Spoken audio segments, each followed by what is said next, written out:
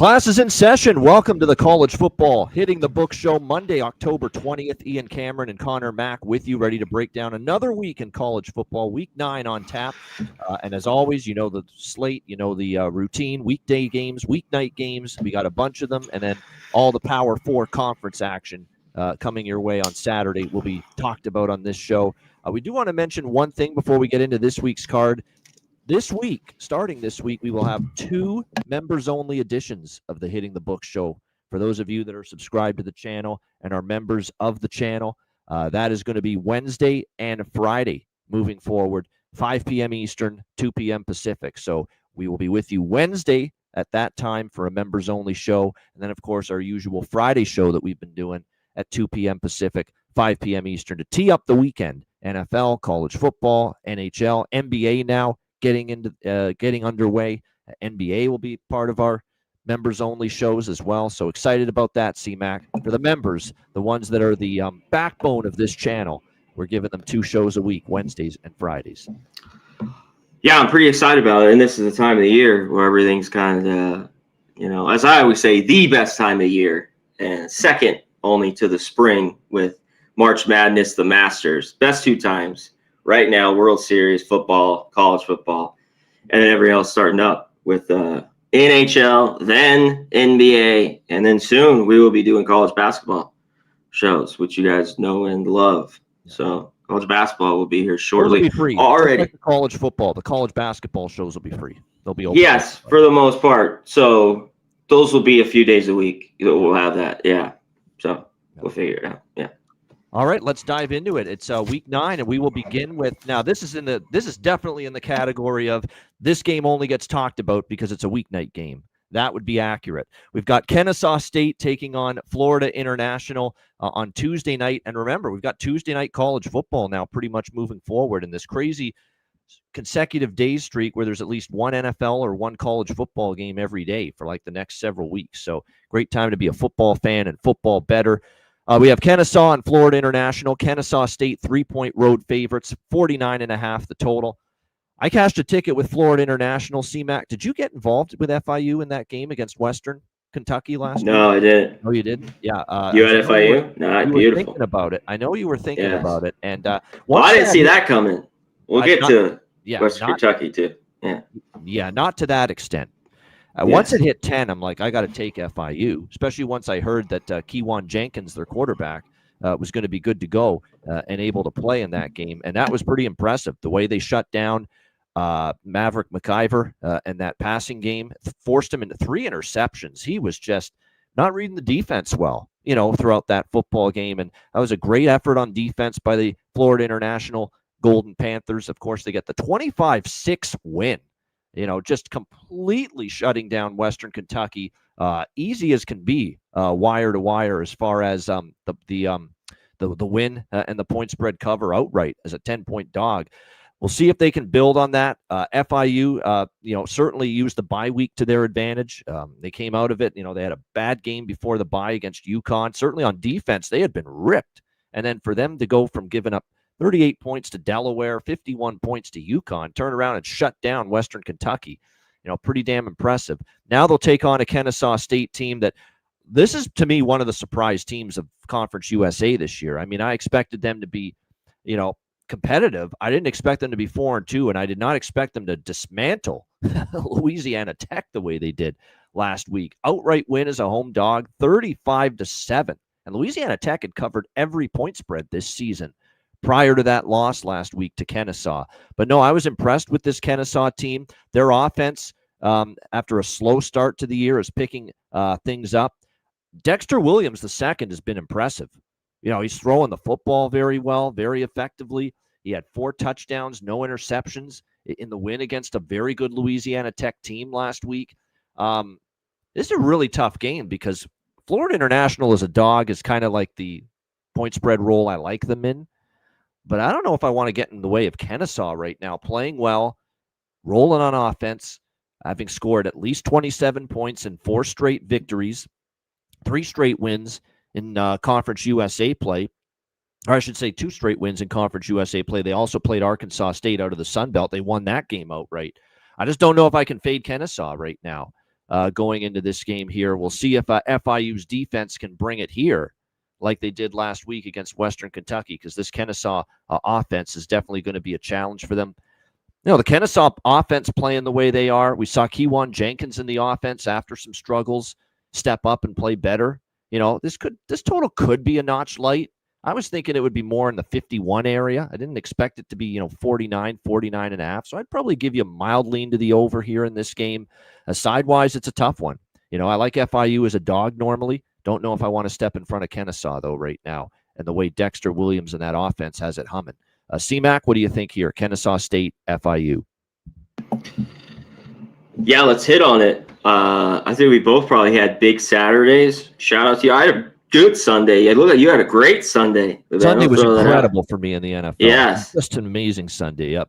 Great stuff. Browns got it done. Chargers were and one thing with Rattler, I was just worried about, and he had that game with the Saints. I don't know did you have the Saints? I was on the Patriots. No, that was what game? No, I'm getting my games mixed. Saints Bears. Saints Bears. I had Pat's got that team total. Oh, they were good there. I had a small bet on the over, but I kept it a small bet once I saw the wind was going to be bad. And the rain was there. Well, that's been my problem. I mean, we go back to college with Rattler on this show. Yeah.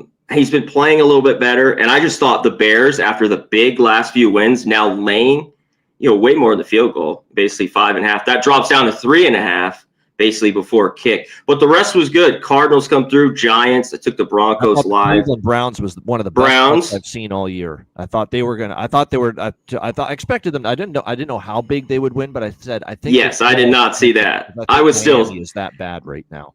I think so too. I was skeptical. I'm like, I still bet it, but it was like, ugh. And I just went money line too with it. I didn't want to mess around, but right away they just broke off those. It seemed like they were up quickly there. It was 3-3 after one, and then it was 17-3 for a minute there. So, yeah, congrats to that. Sutton got it done. He did not get in the end zone. Broncos come all the way back though, which was pretty good. So, yeah, shout out to the whole weekend really. Yeah, when I look at this one, Western Kentucky, this was their issue. I don't think anyone saw this game going last week. Just the turnovers out of nowhere, because the yardage in this game was pretty similar when you look at it too. FIU had more penalties, and one thing, FIU, the defense played just so well. They're another team that always scares me when we're betting teams like this, Bavano. Field goals, they had to settle for field goals. Didn't matter when the other team scores 6 points and are turning it over in Western Kentucky. And after a big win for them. But I think they're the only play here.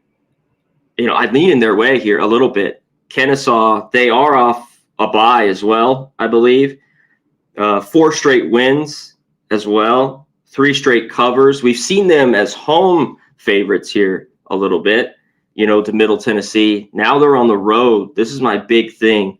Even though I think they might be overall a little bit the better football team, maybe little better defense, like when you run through the numbers here. I think both these teams will be able to run the football. But I'm leaning FIU here, especially with there's some 3.5s. I know there's 3s. That's what I'm looking at early on.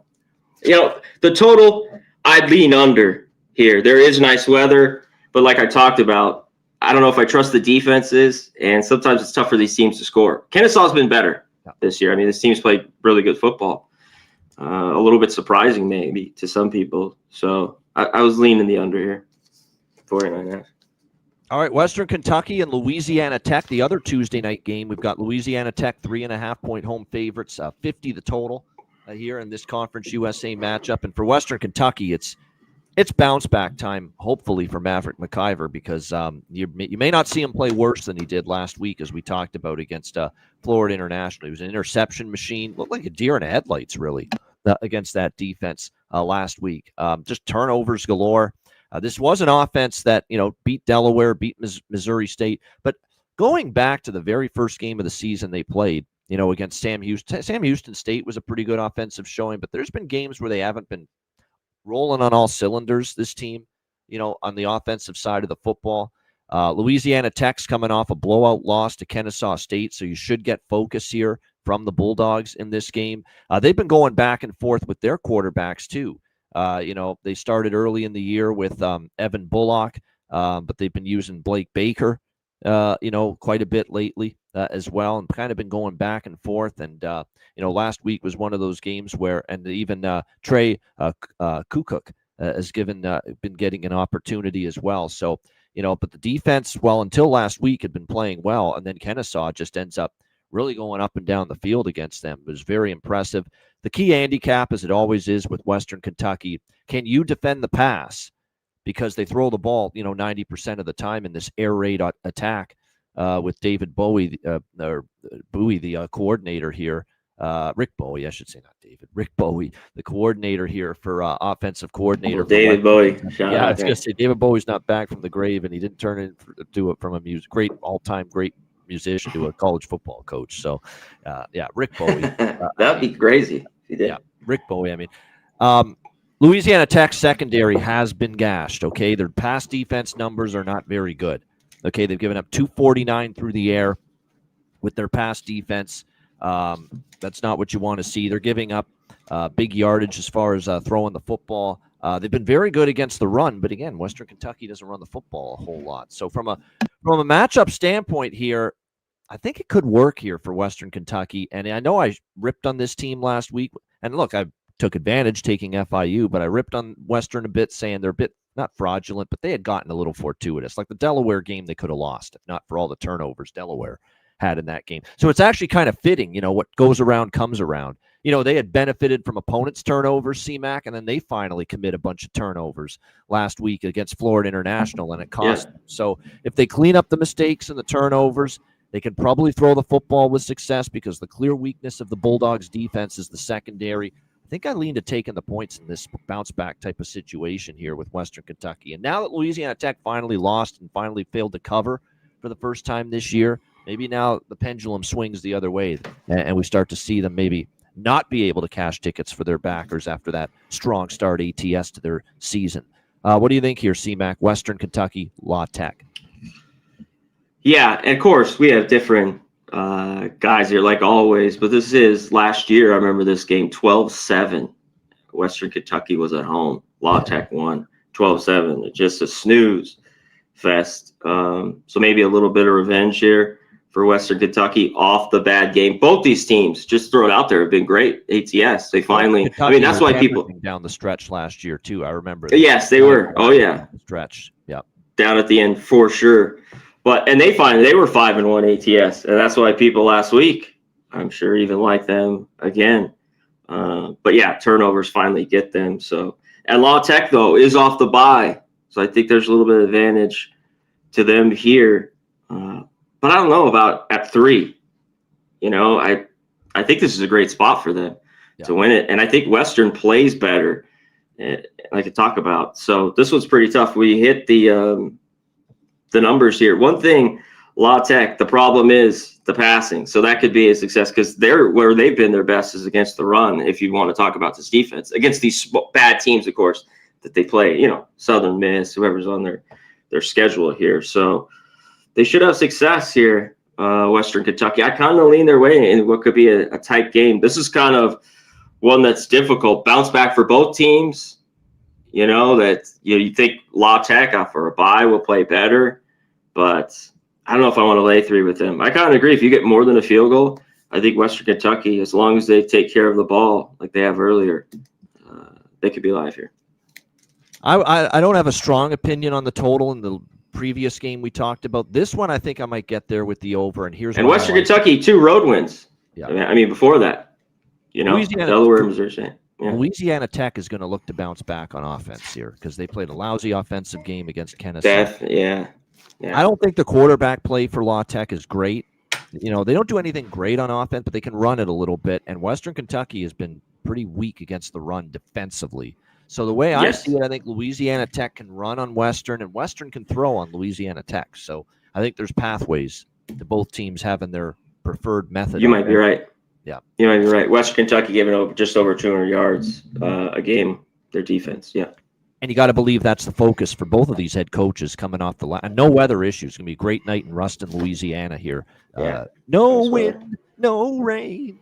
Yeah, no wind, no rain here in Ruston, Louisiana. That's Ain't No Mountain High Enough, by the way, that lyric comes from, in case anyone's wondering. All right, next up, We got Wednesday night. You got to teach them. Yeah, I got to teach them the old music, classics. 'em. Middle Tennessee State, Delaware. I'm blue, dabba dee, dabba die. Does anyone remember that song from like 1999, Eiffel 65? That's what this game is. This is your blue dabba dee game of the week. You got the Blue Raiders taking on the Blue Hens here in this one. Middle Tennessee State and Delaware. Delaware, 8.5-point home favorites. Kind of in a goofy mood today, as you can tell. 55 the total here in this game.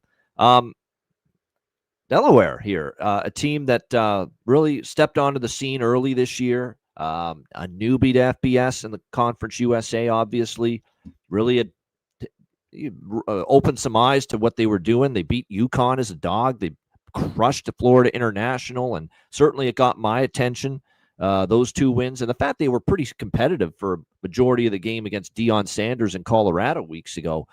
But then the last couple, it's almost like usually a bye week helps a team. They had their bye week, and since the bye week, 0-2 straight up and against the spread, losing outright as favorites back-to-back weeks against Western Kentucky and Jacksonville State. So it's like the bye week kind of shook up the momentum and the rhythm here for this Delaware team.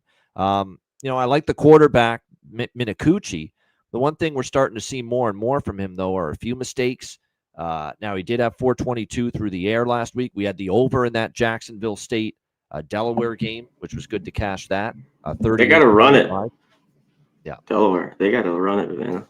Yeah, one-dimensional. You're 100% right about that. I mean, 34 rushing yards on 22 carries. You get you're not even averaging 2 yards per rush last week in that game against Jacksonville State. So there's zero run game to speak of for what we saw at Delaware last week against Jacksonville State. That being said, I think we all downgraded Jacksonville State a little bit too much. They've clearly exceeded expectations. We thought this team was going to be just totally rebuilding after losing everybody and Ridge Rod bolting to West Virginia, and that really hasn't been the case.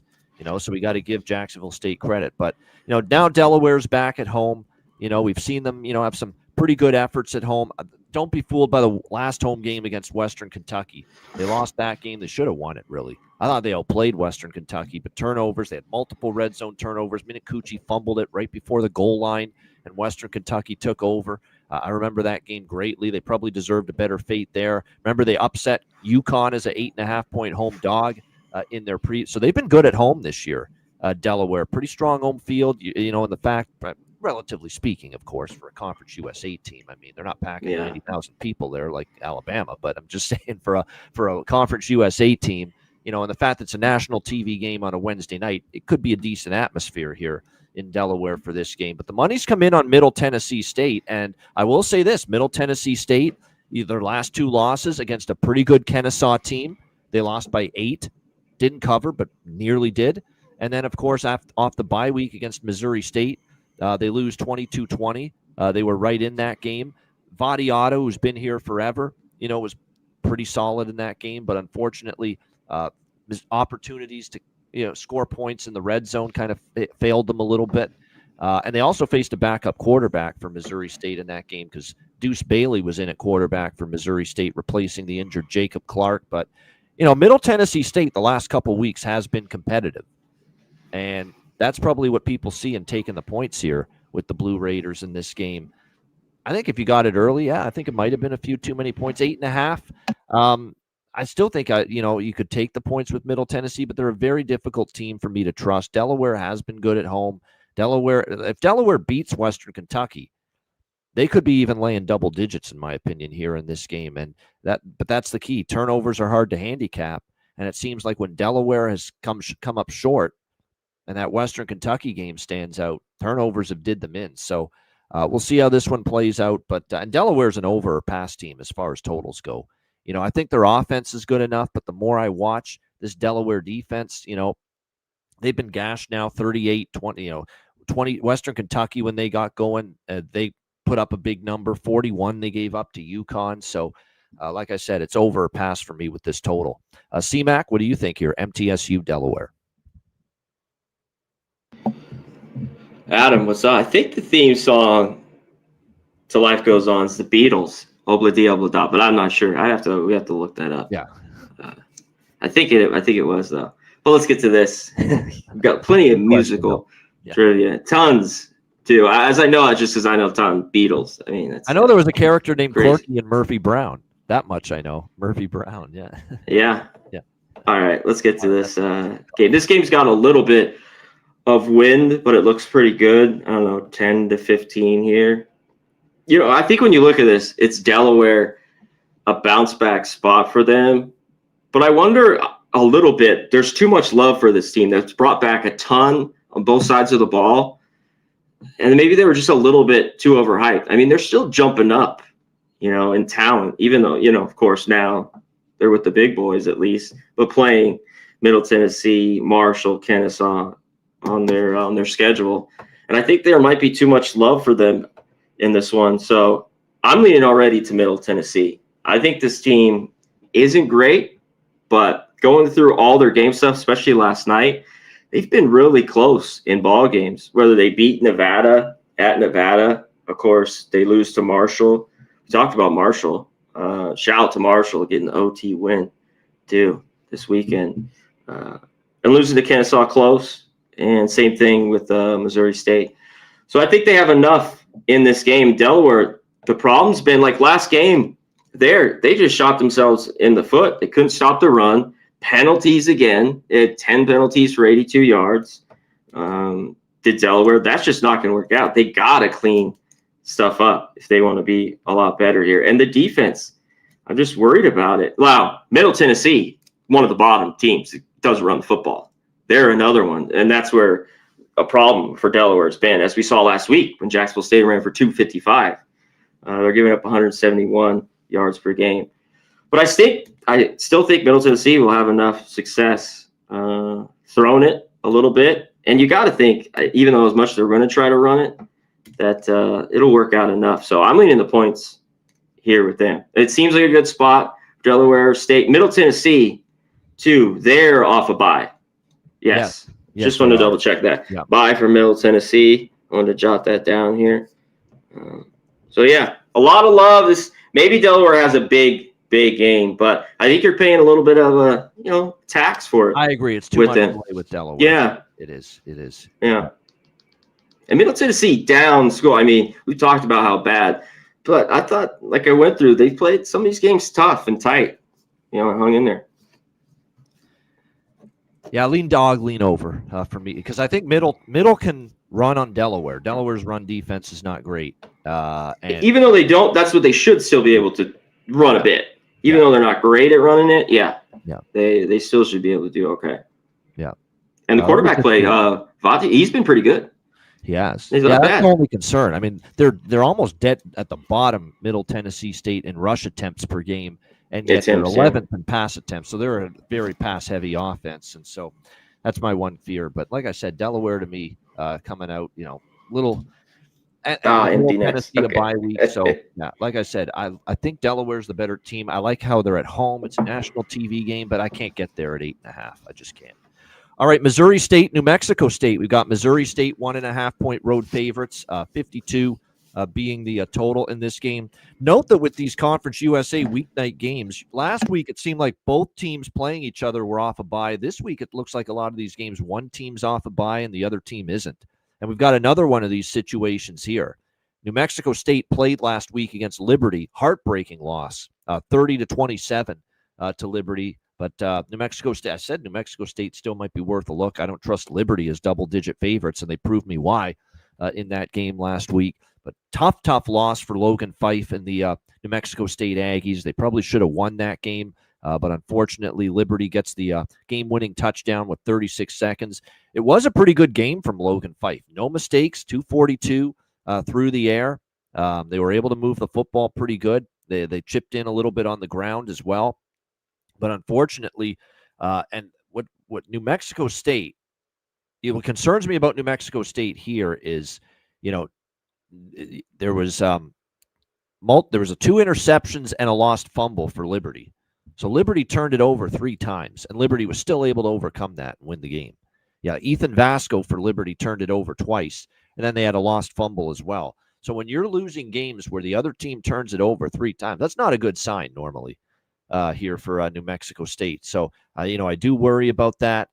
For Missouri State, Deuce Bailey was the quarterback last week in place of Jacob Clark, who's still been out due to injury. Now, Ryan Beard, the head coach, says Jacob Clark should be back here. At least last I heard is that they were aiming for after the bye week to get him back for this game against New Mexico State. And, of course, they're off a bye, Missouri State. So this could give them an opportunity to get Jacob Clark, their number one quarterback, back on the field here in this game. And that's significant because New Mexico State's a little bit worse against the pass so far this season. They actually have decent yards per rush numbers defensively, New Mexico State, against the run. But this is another team that throws the ball more than runs it, Missouri State, that is. So if they get Jacob Clark, I think they can move the football here through the air on this New Mexico State secondary. I like Missouri State in this spot. The only thing I'm holding out is waiting for, I should say, is Jacob Clark's confirmed status. I think he is going to play. The coach sounded like he'd be good to go after the bye. And if he's in there, I think anything less than a field goal off the bye week. I know it's in Las Cruces, road game here for Missouri State, and I think they can get this victory here coming off the bye week. And I also hate the spot for New Mexico State in that they not only are they facing a team CMAC off a bye week, but they are through, they've had some tough games. They've had to play New Mexico, they had to play Louisiana Tech. They have this gut-wrenching loss at Liberty last week, and it may not be easy to rebound from a loss like that here for the Aggies. So I think Missouri State's sitting in a pretty good situational spot here, and I think they have the matchup edges if Jacob Clark returns at quarterback, because the secondary is the weak link of the New Mexico State D. What do you think here, Connor, with Missouri State, New Mexico State? To touch on the D, that's both, I think, issues with both these defenses. And they're both going to want to throw it. Both teams, especially if Clark, even if Clark doesn't play. Yeah. But, both these teams throw it well. It's kind of weird to see New Mexico State's just a team that chucks it now. And we know that with Missouri State. So I think this game's pretty even. I think this line is pretty sharp. Well, I have to say, New Mexico State, we've talked about it last week with Liberty.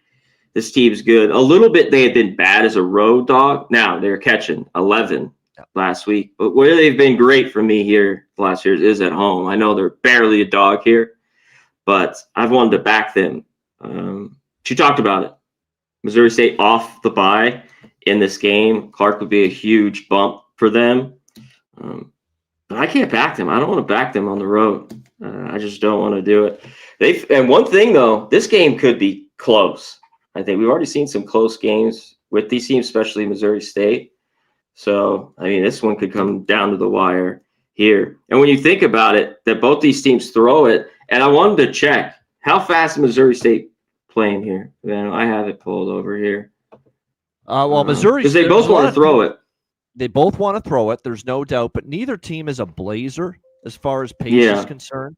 I knew New Mexico State wasn't. Missouri State's 97th, and I know New Mexico State here, hasn't been exact. Yeah, they're 64th, so the pace is going to be a little below average, but both teams will throw more than run, and the total's 52. So it's going to be one of these games where the pace isn't going to be off the charts, but if both teams can throw successfully and both teams are weaker defensively against the pass, you could get efficiency, at least enough efficiency to still get close to, if not up and over 52. Don't love the total, but I think it could maybe. Yeah, me too. I think I'm going to sit on it here the next couple of days. But, yeah, I lean here at New Mexico State. I think that's the only way to look. And we'll see. I don't know if it moves much with Clark. I think they're expecting him back. Yeah, I think he is. Yeah. I think he is. I think he is for sure. It sounded like it. All right, next up, we've got Thursday night football, the only Thursday night game. We go to the Sun Belt, South Alabama, Georgia State. South Bama, 6.5-point road favorites, 55.5 being the total in this game. Let's see what the weather is for Atlanta, where this one is. And remember, Georgia State plays on campus now. None of this nonsense where they play at the Dome anymore. But it looks like, 4.5 mile per hour winds, no wind, no rain there. So good weather coming up on Thursday night. I think I have to take Georgia State here, quite honestly, because South Alabama's collapsed. I don't know what's happened here to the South Alabama Jaguars, but this has been a really brutal last few weeks. They're 0-4 straight up and against the spread. Their last 4 games. They're actually 0-6 straight up, going back to the loss they suffered against Tulane. They covered against Tulane and Auburn as big dogs, but you look at them as favorites here. 16-point favorite, they lose outright to Coastal in a mistake-prone game by South Alabama. They get whipped by North Texas. They get lose to Troy, in a pick-em range. They're actually a slight favorite, but they lost to Troy 31-24. And then Arkansas State. And I was on Arkansas State plus the points last week. I said, you know what? I got to move on this. I don't trust South Alabama's current form right now, laying more than a touchdown. And sure enough, they lost outright to Arkansas State. And Arkansas State, you would have told me Arkansas State was only going to score 15 points. I said South Alabama was going to roll them because their defense, Arkansas State's been the issue. But the defense completely bottled up South Alabama. Davenport only had 118 passing yards. They couldn't run the football at all in that game, South Alabama, for the most part. Just an ugly, ugly game overall. And then, of course, they get beat on the last second field goal in that game. So there's some real problems here. And to be honest with you, I have never been the biggest Major Applewhite fan. To me, that was a little bit of a head-scratching, peculiar coaching hire that South Alabama made. And I don't know if he's doing a particularly good job here. Now, Georgia State, it's a leap of faith. It's not a good football team, Georgia State. Coming off a beatdown in the rivalry game against Georgia Southern on Saturday, 41-24. I was on the over in that game, so it was good to hit that. App State, they get blown out 41-20. Their defense has been just pretty bad. They fell apart in the fourth against Southern this last week. Yeah. That said, they have had moments where they've gotten up, like James Madison. I don't think anyone saw that coming with how bad their run defense is. That 20-point dog only lost by 7 at home against James Madison. That's where the issue lies. The run defense is horrible for Georgia State. Can they run the football? And South Alabama's better running it than throwing it. So that is the concern. I mean, it's tailor-made for South Alabama to have success moving the ball on the ground, but they were supposed to have success on the ground last week. They were supposed to have success. There's been multiple weeks now where the offenses look just totally out of sync, out of sorts here. And that's a concern for me here for South Alabama right now. Now they do get a little bit of South Alabama gets the full prep week and then some because this is Thursday. They played last Tuesday. Georgia State's playing on a short week. I don't love that for Georgia State, but I can't lay 6.5 with South Alabama in their current form. It's the question of, do I take Georgia State as a home underdog here? I am leaning that way, though. I can tell you that. C-Mac, what do you think? Yeah, I'd love for this to be more than a touchdown here to get 7 or more because I already like it with Georgia State. I think we have to take it. How bad they are. They kind of need to sell out their defense on the run because that's the one thing South Alabama's bad as they've been in their offense. They've been able to run the football, and Georgia State just hasn't been able to stop it. Force them to throw it on you. That's what you got to do here for Georgia State. And one other thing, South Alabama's defense has been bad. Georgia State maybe's got to try to run it a bit more. They don't. They want to throw it, and that's been a little bit of the strength for South Alabama. 23rd, they give up 175 yards through the air to South Alabama. But I think Georgia State, one thing, the series has been dead nuts unders the last few years. And it's just weird middle of the week because even when I think Georgia State's been an over team, seems like how is there not points with them in this game? But if you're ever going to get up, like it's here, I think, at home midweek where both these teams have just been, if you want to be back in them, you're not making any money. And they're both 1-6, 2-6, 1-6 ATS for Georgia State. But yeah, I think I love that more than the touchdown here with Georgia State. I think they could at least keep it close at home. Just that fourth quarter where they were in with Georgia Southern, he gave up 3 touchdowns. Yeah, I know it was a close game till then. Yeah. I know. It's horrible. So we'll see if this maybe goes up, how this works out. But I already kind of like them at 6.5. Georgia State. I got a feeling. Little Beatles there, since we already threw it out. Yeah. I got a feeling. There we go. Yeah, I'll say this about Georgia State. The quarterback change seemed to work. Cameron Brown took over from T.J. Finley, and he played well. He did against Georgia Southern. Georgia Southern's defense is rough, I get it, but 280 through the air, didn't have an interception. 29 for 38, that's a heck of a completion rate. Great completion percentage. He's a dual threat. He ran for 120 on the ground, Cameron Brown, including a touchdown. And he sparked the offense for Georgia State. So give them credit. They made the quarterback change. It looked like an upgrade to me because TJ Finley was kind of sputtering earlier in the season. For I them. agree. So, yeah. Go with Brown and let's Yep. take care of the ball, which he did pretty good this week. I mean, you take away the fourth quarter meltdown, and they were leading. Not only were they were actually leading that football game going into the fourth quarter, and then 21 unanswered for Georgia Southern. Thing is, though, South Alabama to me less likely to rip off a run like that because their offense has just looked out of sorts now for several weeks. They've been bad as a favorite. So, yeah, you and I are on the same page here. We can only look at the home underdog plus the points there in that one.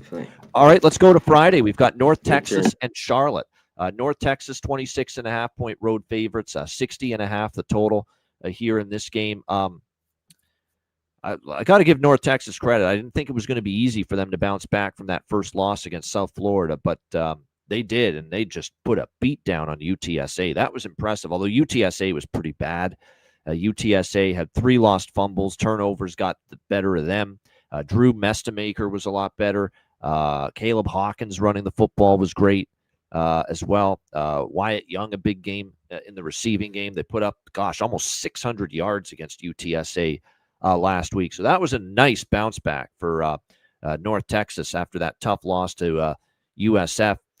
We'll see if they can keep it rolling here. They should be able to. This is a really rough and bad Charlotte 49er defense that just gave up 49 to Temple in a 49-14 loss over the weekend. USF put 54 up on the board against them. When you look at North Texas, a very strong overall passing team, and the passing numbers haven't been great.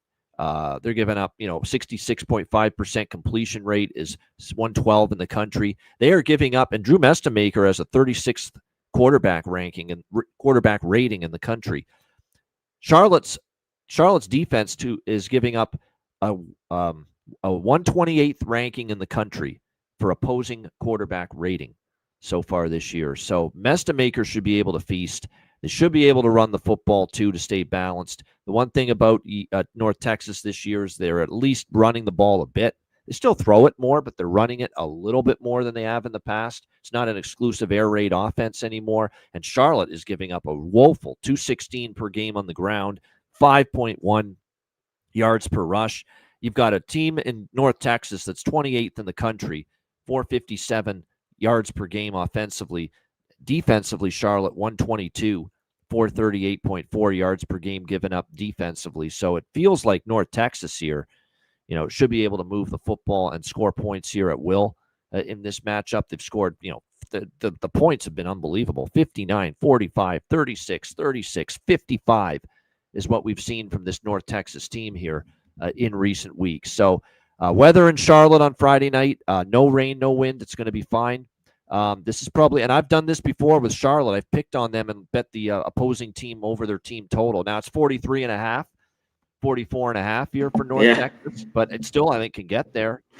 It really could. It's a big number, but boy, oh boy, it still might. I lean that way and the full game over too. I think Charlotte, though, can finally move the ball a bit. I know their offense is not very good. They scored only 14 against Temple, only 7 against Army. They did score 26 against South Florida, a few weeks ago, this Charlotte offense. I know it's been rough.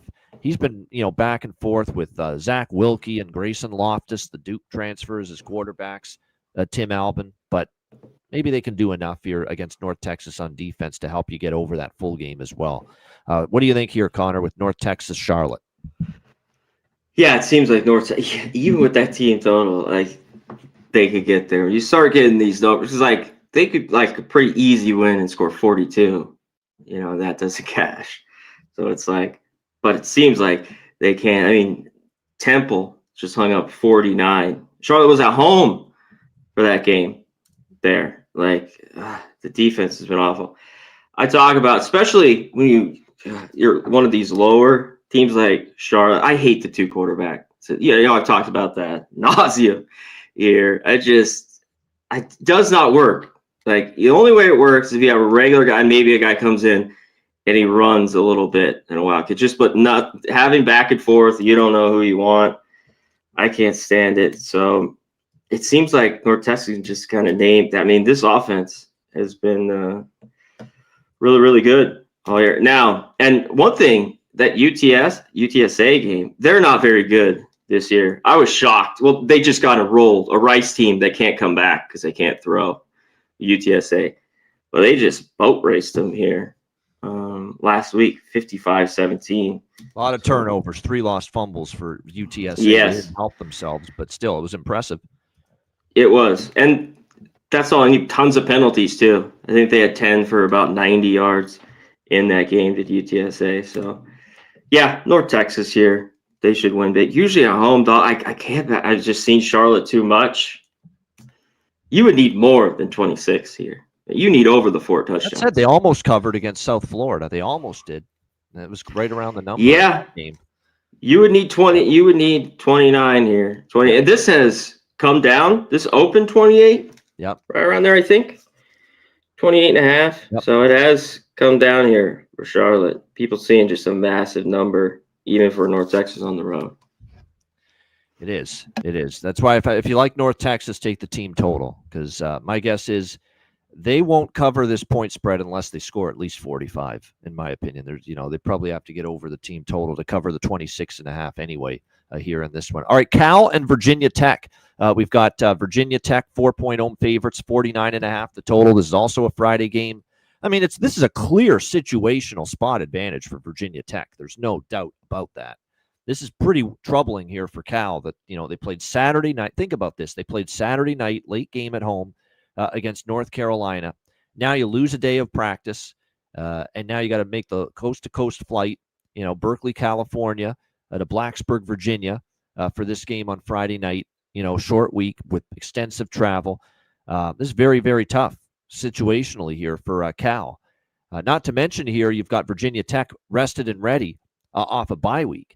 So it's been extra time to prepare here for this Virginia Tech team, which, of course, now, as we know, they have an interim coach. They had gotten rid of Brent Pry earlier this year. So that'll be interesting to see how the coaching staff is able to get their team in position here. Philip Montgomery, of course, now the interim head coach with Virginia Tech. It's set up very nicely situationals in favor of the Hokies here. But can I lay 4 with this team? That's the question. That's the problem, right?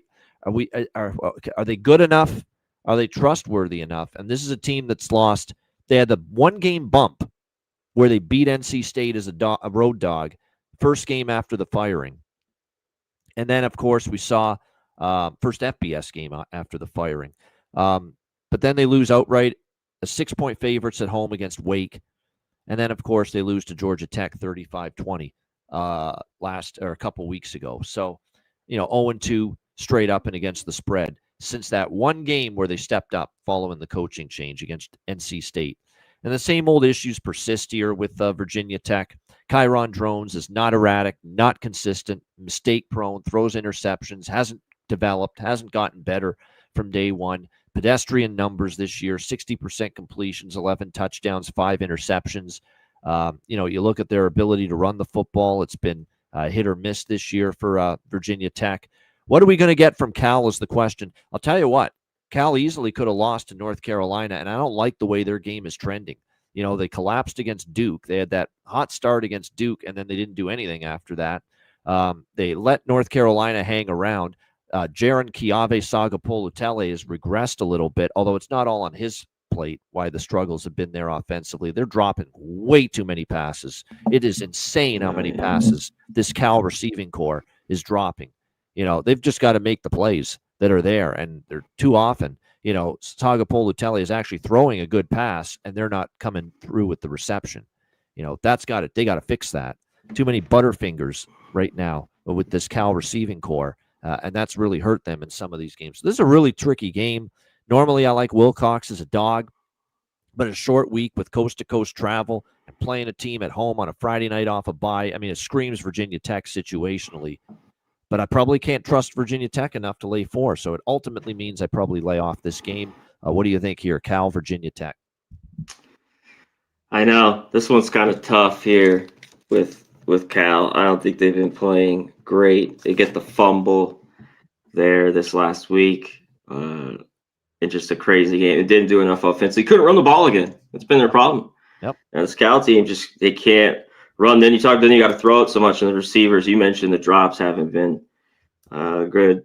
Yeah, it's been sloppy too. This team's in that game. They had a bunch of penalties. Watching that thing, it was not good. Now the defense is still the better defense here, maybe not by much, and that's why if I had to, even though the situation, Virginia Tech off a bye here at home at night, you want to back them, but drones and everything else, I don't know if I can. Wilcox has been pretty good. We talk about it as a dog, but he hasn't been too bad. I gotta look up though going east here. He's been pretty good. They did cover. They won against BC, who's horrible, as we know. But I think they covered at Auburn. Like the last 3 or 4 games, the last few years, they've been pretty good here travel-wise. And I gotta double check that before this game a little bit because I like to back them in a spot like this. So this one's tough. Gosh, it seems like Virginia Tech gets up for this year. Big game Friday night. Oh, I don't know if I can lay it. So yeah, as of now, I'm off. All right, Boise State and Nevada, also a Friday night matchup here. This one in the Mountain West. Boise State 22-point road favorites here in Reno, and the total here sitting at 50.5, 51, pretty much across the board. Well, one of my top plays last week in college football couldn't have been any easier. I said UNLV Boise is going to go over the total, and you didn't even have to sweat it. You knew in the early second quarter. That over the total. First quarter, shit. It was a little slow early, but it was going. You knew it, and we said it last week previewing, teeing up UNLV Boise State. UNLV is not stopping Boise State's run game. They are not. They are not. And don't be fooled by and some of their defensive numbers were not that great, and it was against one of the weaker schedules you'll ever see. And UNLV still had mediocre at best defensive numbers, but it was a field day. I mean, Dylan Riley alone had 201 rushing yards for Boise State against UNLV last week. Cameron Bates, Zaire Gaines chipped in. I think what was very, very disheartening for UNLV is that Maddox Madsen looked like Montana against them throwing the ball too. 253 passing yards for Maddox Madsen in that game. And this offense, other than getting shut down on the road by Notre Dame, they've got it humming right now. And South Florida, I still can't believe they only scored 7 against South Florida, but they were just out of sync. But they're not out of sync anymore. Take out USF, take out Notre Dame, those 2 games. Boise has scored 51, 49, 47, 41, and 56 in every other game. So they've got it rolling right now. The question is going to be, what can Nevada's defense do against it? When you look at the Nevada defensive numbers this year, they're below average. They're 79th in yards per play allowed on defense. They're giving up 156 per game on the ground, 4.2 yards per carry. And you look at this Nevada schedule, Sacramento State, Middle Tennessee State. It hasn't been an overly challenging schedule of opponents offensively. It's gotten a little tougher now. Western Kentucky, I wouldn't say Fresno's a great offense, but they got tested there. And then the last 2 weeks, San Diego State ripped them for 44 points a couple weeks ago. New Mexico ended up with 24 points against them, albeit that was a good competitive loss, 24-22. I will say this. I think there's some hope with Carter Jones, the new starting quarterback for Nevada. Yeah, better than Purdy, yes. Way better than sure. Purdy. It's not even a comparison. I think there's a little offense now to Nevada. You know what? I don't trust Nevada to slow down this freight train that is Boise offensively, but I think Nevada might be able to. I keep saying that Boise's defense can be had at times. And even though they pounded UNLV and they scored on almost every possession, they still gave up points. And UNLV moved the football for a good chunk of that game with Calandria. So I don't think it's as good a Boise defense as certainly not as good. I think I'm very confident saying that's not the same Boise defense as last year. I think their defense has taken a step back so far this season. So, the weather at Reno on a Friday night, it looks like wind's not going to be that bad, 10 miles per hour, not much rain. I'm tempted by either over 51 because I think Nevada's offense, I got the arrow pointing up since the quarterback. I'm not saying they're a great offense, but they're better with Carter Jones, in my opinion, at quarterback than Purdy. I'm leaning to the full game over, but maybe also a Nevada, because I think it's not a bad spot for Nevada catching Boise off that big beatdown that gave them the upper hand in the Mountain West standings over UNLV. that maybe Nevada hangs around. I don't know if I trust the defense. So rather than the plus 22, maybe look at a team total over for Nevada here in this game, which is around 13 and a half. It's below the key number of 14.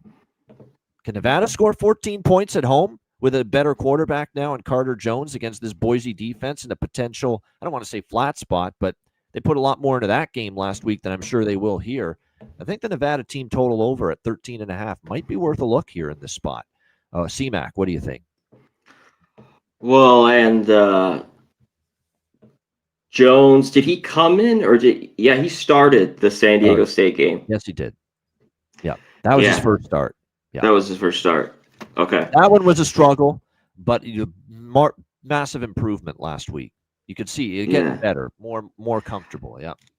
I kind of think they could get that too. I mean, it's showing because 14 points here. I'll say this about Boise too. They've given up 31 to UNLV, 25 to New Mexico, 14 to App State, 37 to Air Force, 14 to Eastern. They've given up 14 points to everybody this year. And 14 is all we need from Nevada. Yeah, Nevada. The change is the biggest thing with the quarterback because I think it could help. This offense still is not very good with Nevada. They just are. And the two other home game, Middle Tennessee, 13 points, and San Diego State, 10. Yeah. You know, it seems like if Boise gets up, though, they definitely could get at least a late score, have 2 touchdowns in this game. And I think if you like Boise, and it's showing how, with this total, kind of how low it is, but it seems like Boise's going to get their team total. I wouldn't be just going crazy and laying 3 touchdowns, but I still think they can get Nevada at times is, you know, against some of these teams has hung around. Some of these have been bad offenses, but it seems like Boise gets that. So why mess around? Lay the 3 touchdowns, just take their team total in this game. I think they could get there. All right, we go turn to Saturday now. The rest of the games on this edition of the show: Baylor and Cincinnati. We've got Cincinnati 5.5-point home favorites, 67.5. The total is obviously a big total, and Baylor again. Same old nonsense with them. This is eventually what's going to cost Dave Aranda his job. He's a defensive guy, and this defense can't stop anybody. Still can't stop anybody. They lose 42-36 to TCU last week. I feel bad for Sawyer. You know, that's 2 games really 3 games they've lost this year where he's played well in defeat and they can't stop a nosebleed on the defensive side of the football. It's unfortunate for him.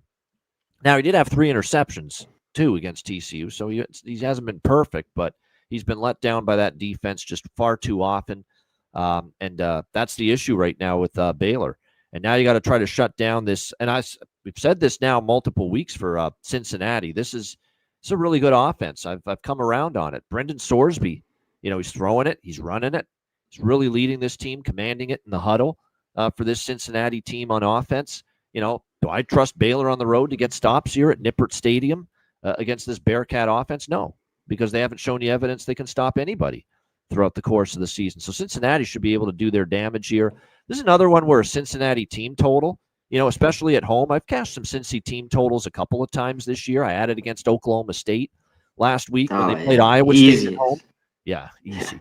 Yeah, Oak State. It's like the best gift that keeps on giving for me. No doubt. Yeah, no doubt. Just fading Oklahoma State. Yeah, I was on a bunch of Cincinnati minus the points, the team total over.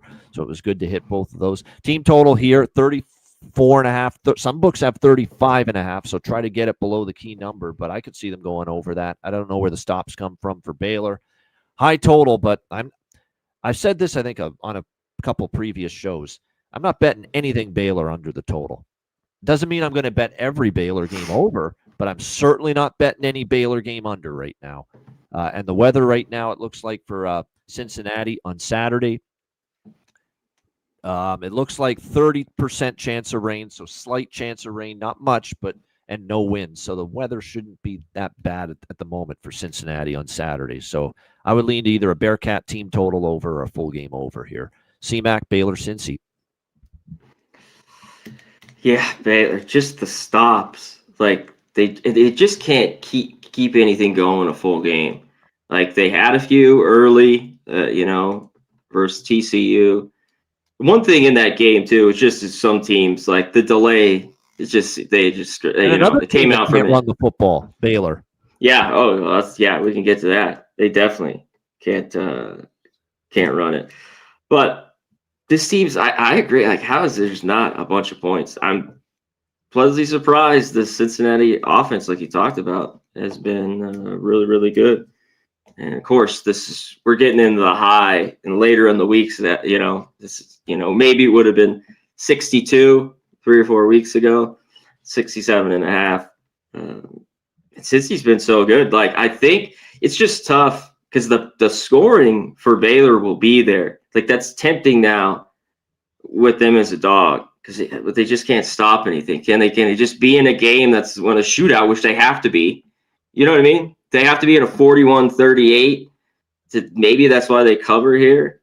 So Cincy, yeah, all year 6-1, 5-2 against the number. Easy win last week. It's of course horrible Oklahoma State. I kind of like Baylor. I haven't wanted to take them really, just overs or team total. I haven't since the Auburn week 1. Last week I haven't wanted favorites, but they're not easy to bet against as underdogs because they can always backdoor you with that offense. I know. They don't stop the other team. Definitely. Yeah, they have the weapons. Going back to why you're leaning Baylor, I'll say this for Cincy. Their secondary's been ripped at times. It has. Up yards through the air, and you're talking about a team that can only throw the football. They have no run game, Baylor, but they've got a really good passing game and a guy that can sling it in Sawyer Robertson. So, yeah, that's why over 67.5. Like, to me, how does this not go over the total? I mean, it was 42-36 in the TCU Baylor game last week. It seems like everyone, too, is just going to want Cincy. I wonder if this moves a little bit more. Like, great team ATS against Baylor, who has been great and been horrible ATS, 1-6. That's another problem I had with them, 1-6. Keep in mind the two Baylor Big 12 losses in conference play, 6-point loss to TCU and a 3-point loss to Arizona State. So, like I said, it's not easy to lay points against them, even though their defense is bad, because they can score and they can trade points usually with just about everybody. I mean, they beat K-State. You're right. They lost that game at Arizona State by 3. So they beat SMU 48-45. It's just going to have to be that. Yeah, like a shootout type game. Yep. Which is just the style. We get a defense here going. Baylor. Right.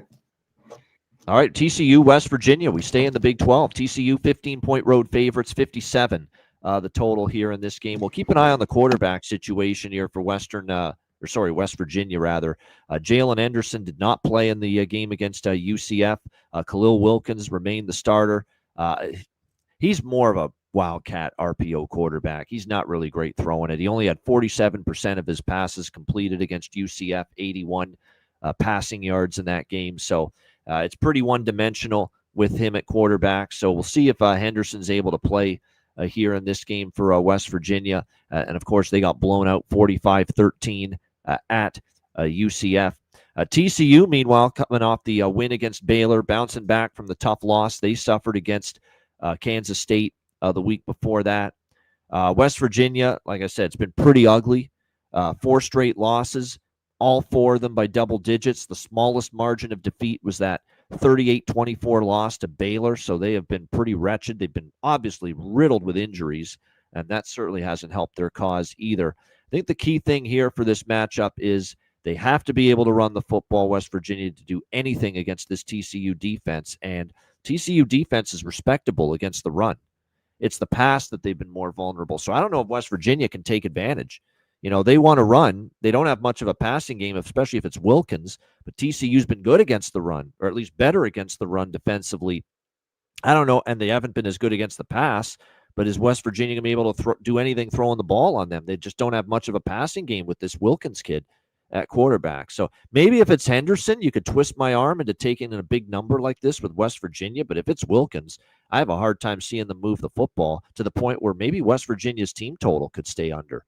Because I just don't know where the offensive six, like UCF's not got a great defense, okay? And with Wilkins at quarterback, they still were only able to muster 13 points in that game. So that's kind of what I see here. I don't see them having a ton of success with Wilkins because TCU's been okay against the run, and they don't have the quarterback arm right now to take advantage of the TCU secondary, which is the weaker part of that D. And meanwhile, Hoover, with what we've seen, he might be able to do some damage here against this ailing West Virginia defense. What do you think here, TCU, West Virginia? Yeah, he should. It's just the quarterback play for West Virginia. Like, we just had a little bit. I want to take them here in this game. We talked about Wilkins. I mean, they've had that Fox in there too. He hasn't done anything in these couple games.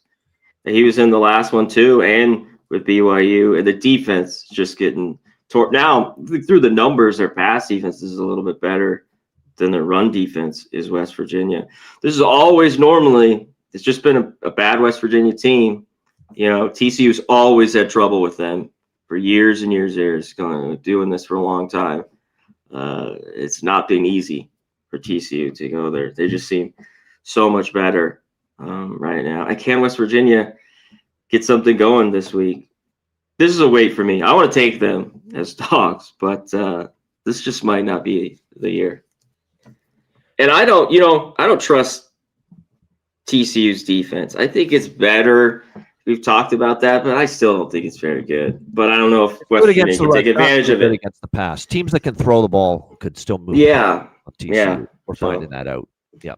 The question is, I don't know if West Virginia is one of those teams. All right, next up, we've got Syracuse and Georgia Tech. Georgia Tech, 17.5-point home favorites, 55 the total. This is a pass for me from a side perspective. This is probably a pass for me overall. I mean, Georgia Tech, no thanks. I mean, right away, I just don't get involved when they're laying this kind of a number. Long term, they haven't been great on laying this kind of number, but they've been great as a dog, and they showed it again versus Duke last week. Very nice win for Georgia Tech. Oh, big. They got outplayed, too. They did. That first half, yeah, crazy. They did, but they find a way. They muck up the game. They show mental toughness. They've got clearly have physical toughness, led by their quarterback, who's has got all the guts in the world in Haynes King. But you're right, they kind of got away with one. But like I said, they came up with key stops when they needed it. Got the 27-18 win there, even though Duke threw for 373 passing yards from Mensa. But unfortunately they had a lost fumble, bogged down, at times when they had opportunities to score. I thought the Duke defense did a decent job against the Georgia Tech offense. But at the end of the day, they still ended up having a pretty solid day on the ground. Haynes King running it for 120, throwing it for 205. A pretty good balance. He's like an MVP. If there's an MVP award in college football, Haynes King has to be in consideration. You take him and his passing and his rushing yards off the Georgia Tech team last week against Duke, and it could be a totally different story. He's the heartbeat of this Yellow Jackets team. There's no question. But coming off a win like that, now you're laying a big... Here's the problem, though. Syracuse, Ricky Collins is awful. And I took the over with Pitt and Syracuse, saying he's off a bye week. It's a chance maybe to get settled in, comfortable, and he still sucked every bit as much as he did before the bye week against a Pitt defense that really isn't even that great. And he still couldn't move the football enough. So I got to lean under. Georgia Tech's going to run. It's going to churn the clock. Syracuse offense is still dead as a doornail since Steve Angeli went down with that injury. How does this go over the total? I don't see it. I'd lean under. And I just can't take Syracuse, though. I think because this could be because the Syracuse offense did not move the ball at home off a bye week against Pitt. How are you going to move it here? And their defense hung in a little bit, though. Against Pitt. And a guy who would be playing well. So I lean under here. The problem with taking Syracuse and all these points is I could see this being 31-7 for Georgia Tech. Where they cover, but it still stays under. C-Mac, what do you think? Yeah, when I saw this after watching Collins, it does seem somewhat of a flat spot where we don't want to take Georgia Tech. Yeah. Normally, we talk about all the time laying these numbers. So I don't know if I'm there, but I think you're right. I don't think Collins. I think look at Syracuse's team total under. Georgia Tech's defense still pretty good. It got better, but I have to say, in that game, shout out to my guy G in the chat, Guillermo Zertucci. Everyone here, Robert, there's my guy, Old E. I got to see him last night on screen. Shout out to my dude. Adam, as always. Nick, everyone in here, appreciate PlayStation. Hit the like button, guys. That's all we ask for. Thanks for joining us here. Getting into it, week 9. That first half, and the only points Georgia Tech had was the fumble. Yep. The fumble in the end zone. they dominated, and it was 7-7. If they don't have that, it would have been 7-0. I mean, it was like 200 yards, nothing. But in the second half, Georgia Tech ran it a bit, and Duke just couldn't get it done. They had the fumble, like you talked about, some penalties, missed field goal. It seems like that's happened a lot with Duke. Just errors or just downs. They go down and go for it. They couldn't get it done and even the yardage in the end, I think they still got them by 100 yards in that game. So, yeah, I look at Syracuse team total. Collins, on the other hand, I was like, wow, the Syracuse defense is playing. This guy can't do anything, and he had 3 more picks. Just, that was, yeah. Yeah, I've given up on Ricky Collins, our guy there. I've given up. Dude, I know this guy, I mean, some talent. Like we all talk, like it's not been easy at all. He has not looked good so far. So I look Syracuse team total under. So further notice. All right. Maybe in first half even, because they have gotten a couple junk touchdowns in a few of these games. The week before that against SMU when they backdoored. All right, big noon kickoff on Saturday. This is the Fox game to get the day started. UCLA and Indiana. We've got Indiana 24.5-point home favorites, 54 the total. This is a tricky one. I mean, Indiana's a difficult team to bet on or against because, their numbers are always so inflated. But, Kurt Cignetti and this team takes the field with the mindset of we're going to try to run it up if possible. And they attempted to do that against Michigan State, but then what a crazy ending. Indiana kicks a field goal to get them the point spread cover with 1:56 left. And I know Jonathan Smith knew the point spread, had to, because Michigan State down 38-10 with Indiana as 27.5-point favorites covering at that moment. Michigan State goes down the field, gets in field goal position, and kicks the point spread covering field goal with 33 seconds to go to make it 38-13. Michigan State covers the number. Don't tell me Jonathan Smith didn't know the point spread. Don't tell me Michigan State didn't know the point spread. Don't tell me Aiden Childs didn't know the point spread. And this is a guy that said bet the over in one of his speeches last year to the media. He doesn't know what the lines are. Check his accounts. Yeah. That was hilarious. That's clearly a guy playing to make the boosters happy toward the end of that game there for Michigan State. Cash their betting tickets in that game on the Spartans. But Spartans get the money with that 38-13 loss to Indiana. Indiana falls short, but still, it's not the easiest team to want to fade because Indiana was trying to cover the number because they kicked the field goal right before that. So, and here's the thing with the UCLA. I'll take it because I had UCLA money line in that game. I'll take it. But I was worried that after the monster upsets, right, Penn State, the upset against played out kind of how I thought. Yeah, they have 3-point. Yeah, right. No wonder he took the money. Finally, reading the press, but they still found a way. They're still playing. Their defense has gotten a lot better. I will say that. And obviously, Nico Iamaleava, since Jerry Neuheisel, by the way, is going to be the new coach. I mean, I don't think they're going to go in any direction but Jerry Neuheisel. I see some of these post-game speeches. He's clearly, the kids are rallying around him. He's going to be the guy, I think, to be the head coach starting next season. But he's done when he's getting all the love, not the actual intern. Not Tim Skipper. Tim Skipper. Skipper. Jerry is getting all the praise for the turnaround here for UCLA. UCLA is still, since the coaching changed, since Foster got ousted, they've covered every number or pushed, depending on what you got against Maryland last week.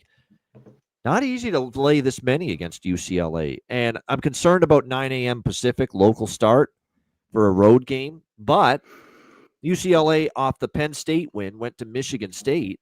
They fucking dummied Michigan State in an early start game. So at this number, I lean to the Bruins, believe it or not. But I don't know.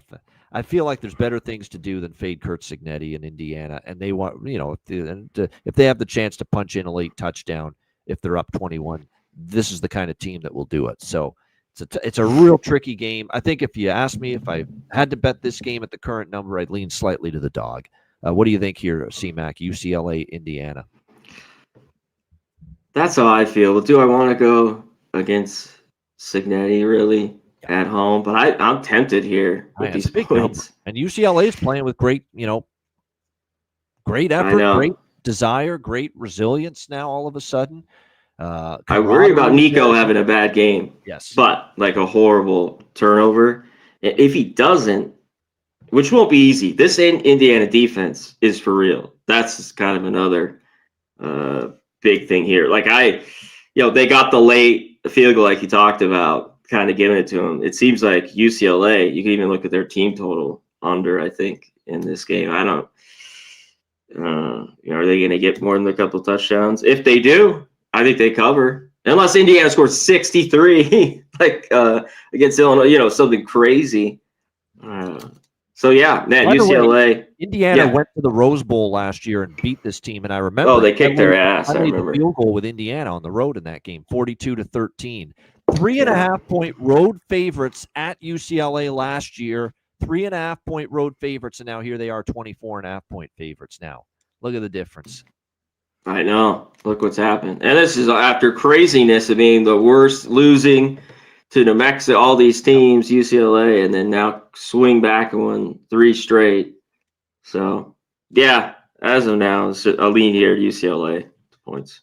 The value is definitely or their team total UCLA. Yeah, the value in the point spread spectrum here is definitely on UCLA, but it's just do you really want to go heads up against Cignetti, the Hoosiers, Mendoza? Yeah, early start.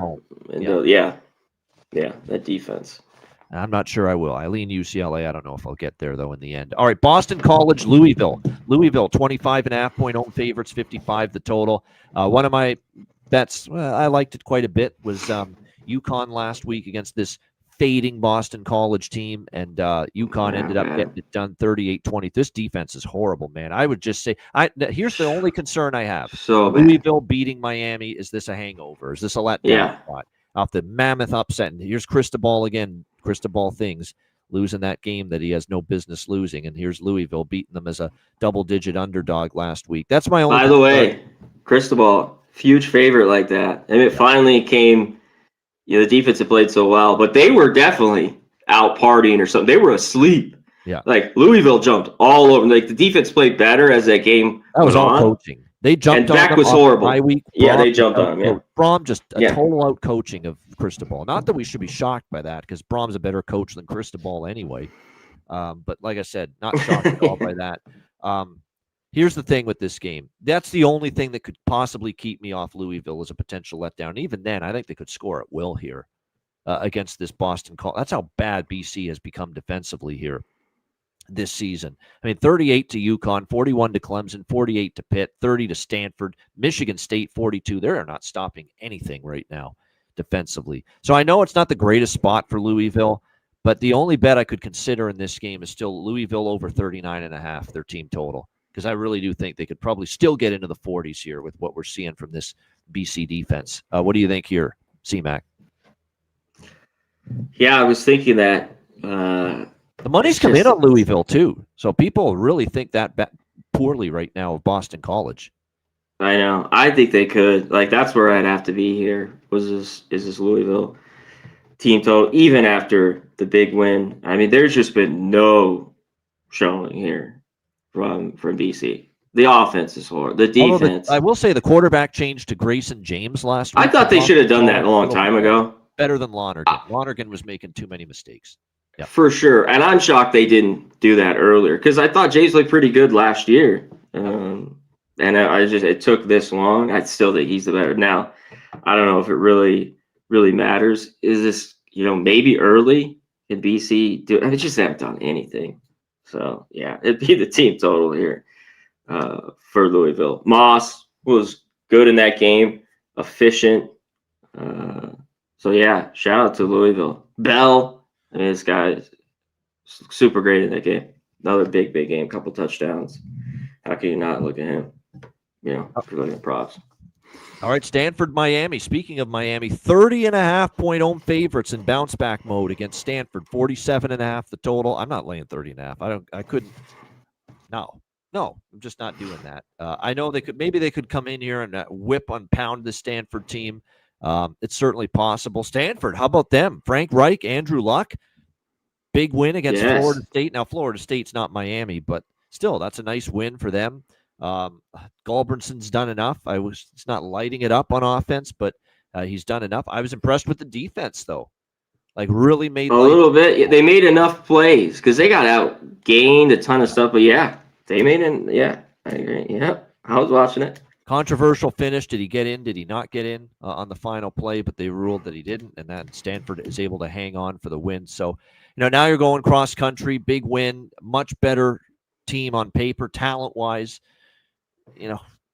Not a great spot for Stanford, but I cannot lay this many. Even if Miami is focused and plays much better, I can't lay this many points with Mario Cristobal. I just can't do it. Probably not a game I get involved in, but I'd actually lean Stanford. I can't lay this many points with Miami under any circumstances. C-Mac, what do you think? And by the way, bad Carson Beck finally showed up last week. That was a terrible game from him. Oh, I know. I talked about it. It was coming. It was coming. We've watched him way too long.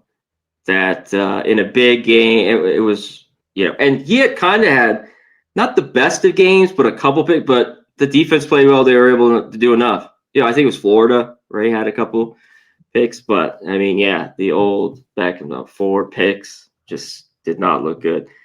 Yeah, if I looked at this game, I think this is kind of a beatdown here for Miami in this game, or even a Stanford team total under. Yeah. It's not going to be much in this game. That's the thing. I don't know if Stanford's going up and down the field here. Miami's defense still played okay, even though they lost to Louisville last week. And Goldberg said Brown had he played too, of course, in that game. And Stanford has a couple of receivers that I think are pretty good if they could get him the ball a little bit more. But they ran it all right, decent against Florida State in that game. I wanted to think, too, Florida State, this was another 13 penalties in that game. Like, watching it was just, because they still outgained like crazy, I think, to Stanford in that one. But Stanford does enough, gets the one, the crazy, crazy finish. But yeah, it seems like a good bounce back here for me. But I'm not laying this many. Maybe the Stanford team total, but I doubt I bet this here. All right, Michigan and Michigan State. We've got Michigan 14-point road favorites, 48.5 the total here in this game. Obviously, we got this rivalry scenario, as it often is with these two teams in state. You've got Michigan, obviously, coming off a pretty impressive win against Washington at home, 24-7. Now, Washington was playing an early start game, not optimal for them, but you got to give the defense credit. They played very well. They got the run game going, too. Jordan Marshall was good on the ground. Bryce Underwood, very efficient, no mistakes. That's what you want to see. They put the clamps down on Jonah Coleman in the run game. He didn't get anything going. Everything they got was DeMond Williams through the air, so it was a very good, complete effort from Michigan in that game. But now they go on the road where they've been, you look at these road games, they lost straight up in ATS to Oklahoma, to USC. They barely beat Nebraska by 3. So going on the road and asking to win by more than 2 touchdowns, it's a little bit different. Can you trust Michigan State's the question. They've lost 4 in a row. All 4 of those losses by double digits to USC, Nebraska, UCLA, and Indiana. Pretty tough schedule for Michigan State during that span. Last year at the Big House, Michigan won 24-17. Was a pretty competitive game. 2 years ago here at East Lansing, it was Michigan 49-0. Michigan's won and covered 3 straight between these two teams. I normally like Jonathan Davis as Jonathan Smith, I should say, as a double-digit dog when it's all said and done. I kind of want to back the Spartans here, but will I is the big question. One note I want to point out here, though, for Michigan going into this game is that after this game, they've got a light schedule ahead, so there's no look ahead. They got Purdue, Northwestern, and Maryland coming up after this, Michigan. So all their attention should be on Michigan State. Tough game, but I'm leaning dog. Just do enough to hang around here. I'm not there yet with asking Bryce Underwood in this Michigan, especially their offense, to be able to win by more than 2 touchdowns on the road. C-Mac, what do you think here? Wolverine Spartans. I thought Michigan looked really good this last week. The defense was good, forced 3 picks to Williams, which is a pretty good offense, that Washington. I mean, it's always the tough travel. We were talking about it. It just wasn't going to be easy. And I dominated the line of scrimmage almost 38 minutes to 22. They ran it for out there, C-Mac, about Michigan State. They are 0-4 against the spread as a favorite this year. 3-0 against the spread, all of them as a double-digit dog. 3-0 against the spread as a double-digit dog. Haven't covered as a favorite, Michigan State, but they're 3-0 ATS as a double-digit dog. Yes, the SC, they got in, of course, Nebraska. And then last week, as we got into the kick. End. Yeah. Hey, it covers the cover. Kick. It's a W. Yeah. It was the last-second field goal. Exactly. Michigan's just a lot better here. One thing, I want to touch on the total. Like, when I see this, it's not enough. I want the under, but this needs to be a little bit higher. To move. Michigan State's defense has been that bad. They've been just going over. Michigan State's been over team. That UCLA game stayed under because they couldn't score. I mean, 38-13, it stayed under the 52. Everything else here, dating back to last year, they've just been an over team as Michigan State. So, yeah, I couldn't touch the total because Michigan they're not going to be flashy and going up and down in this game, but they might get 28 in this game or 30 on their own. Yeah, goddamn Michigan State. I don't know if I could take Childs here in this defense. I want to look at it a little longer. Maybe Michigan's rounding into form. Are you on mute? No, I'm ready. Here we go. Virginia, North Carolina. Virginia, 10-point road favorites, 51.5 the total. Virginia, not pretty, off a bye week, and gosh, 15.5-point favorites against Washington State and barely win the football game. It was a uncharacteristic struggle for the offense, which had been just rolling early in the year for Virginia, but they barely cracked 300 total yards. Morris, a very ineffective 15 for 25, inefficient, I should say. Jamari Taylor couldn't get anything going on the ground. I think maybe this speaks volumes more about Washington State because that's 2 weeks in a row, Washington State, Ole Miss, and Virginia. They've been right there in both of those games. So maybe Washington State is just improving as a football team quicker than we thought. Not a pretty performance from Virginia. Chapel Bill, on the other hand, in North Carolina, I think it was more California playing poorly than North Carolina playing well as to why that game was close. I still don't think North Carolina was that great.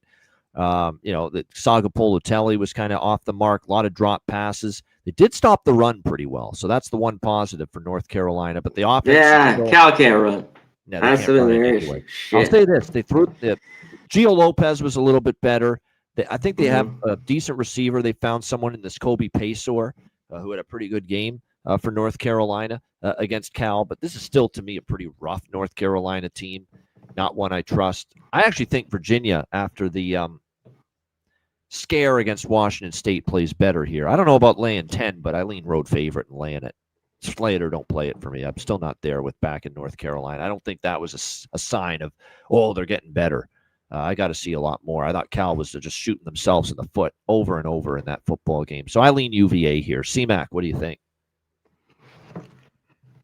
Yeah, I think they play better. We'll see with North Carolina. I mean, they have some of the athletes, the money. I mean, they're just not very good still defensively. And it's Cal. They can't run it. They have their own, the receiver drops like you talked about. Their defense is still pretty good, but Lopez back in, he played okay. I mean, just a heartbreak. The fumble, though, was just so bad for North Carolina. Going into the end zone just ends the game after that for them. Now you got to come back here.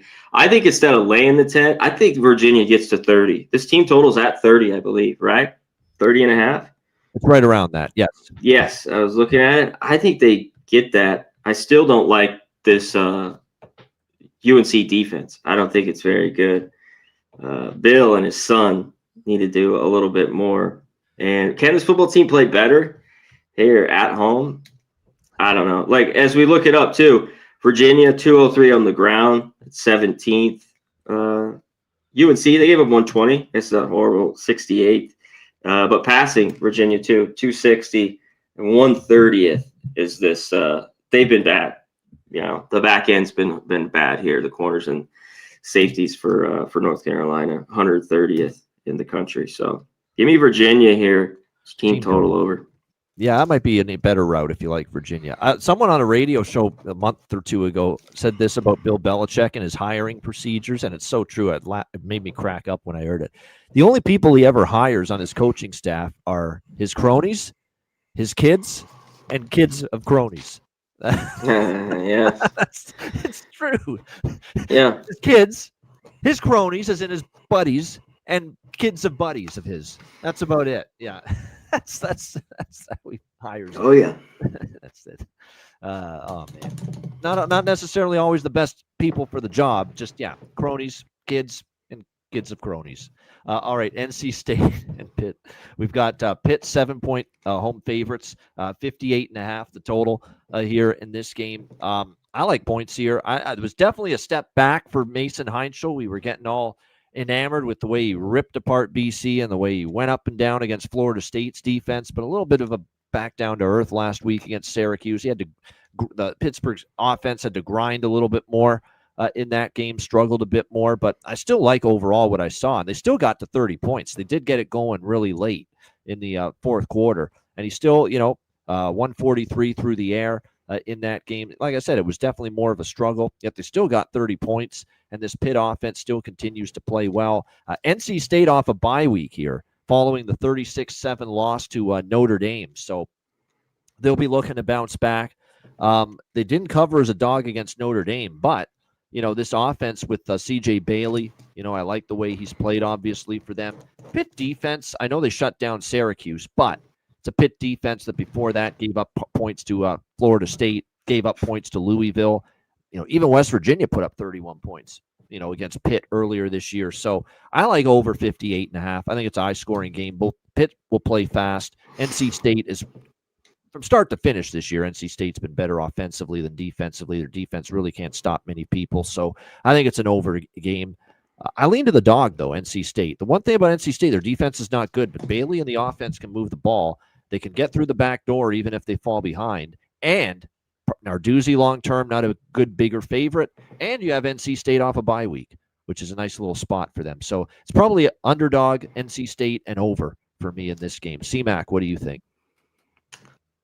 Yeah, on the total, I lean over. I still think there's going to be points. I just don't know if it gets over. I'm on NC State here, off the bye, kind of losing 2 out of the last 3. They had Campbell in between their defense, but they still have an offense. Bailey was horrible in that Notre Dame game. Maybe they didn't have a ton more points, but they would have had more there. And Pitt riding high, 3 straight covers. Syracuse, the Florida State, good win. They beat them, but Syracuse could have done anything, Collins. I think that game is tight. So big win there. Now they come back home. So give me NC State here with the touchdown. All right, next up. This is tight. Yeah, I agree. NC State worth a look here off the bye. I just don't trust Pitt as that kind of a favorite. Rutgers and Purdue. We've got Rutgers 2.5-point road favorites, 58.5 the total. I'll keep this brief. I've already bet it over 58.5. Over with Rutgers. They can't stop anybody. Purdue back home. Now, look, the offense got shut out by Northwestern. You think, what the hell happened to Purdue's offense? Yeah, they didn't play well. They stunk. Ryan Brown and the offense struggled. They couldn't get much going. That weather was terrible for offense in that game. It was windy as hell down by the lake there on Northwestern's campus. It was not optimal conditions for moving the football. The weather should be a lot better here. Let me just get a quick weather check here for Purdue on Saturday as of now. It looks like, no rain, not going to be much rain, any rain, and the wind is light. So the weather should be fine. Purdue will get back on track here. Let's not forget they were moving the ball, putting up points before that game against Northwestern. I think they get Rutgers defense. Like I said, they just can't stop anybody. But Purdue's defense is still pretty rough. They haven't been great. Obviously, last week they played better, but that was wind conditions and Northwestern's offense, which is not exactly explosive. Rutgers can move the football a little bit here. So, this is one of the first bets I made, over 58.5. Every Rutgers game except one has gone over the total, and the one that stayed under should have went over the total. Kaliak-Manis threw a red zone end zone interception against Washington, or else that game would have went over the total too. So over 58.5 for me here. What do you think here, Rutgers-Purdue?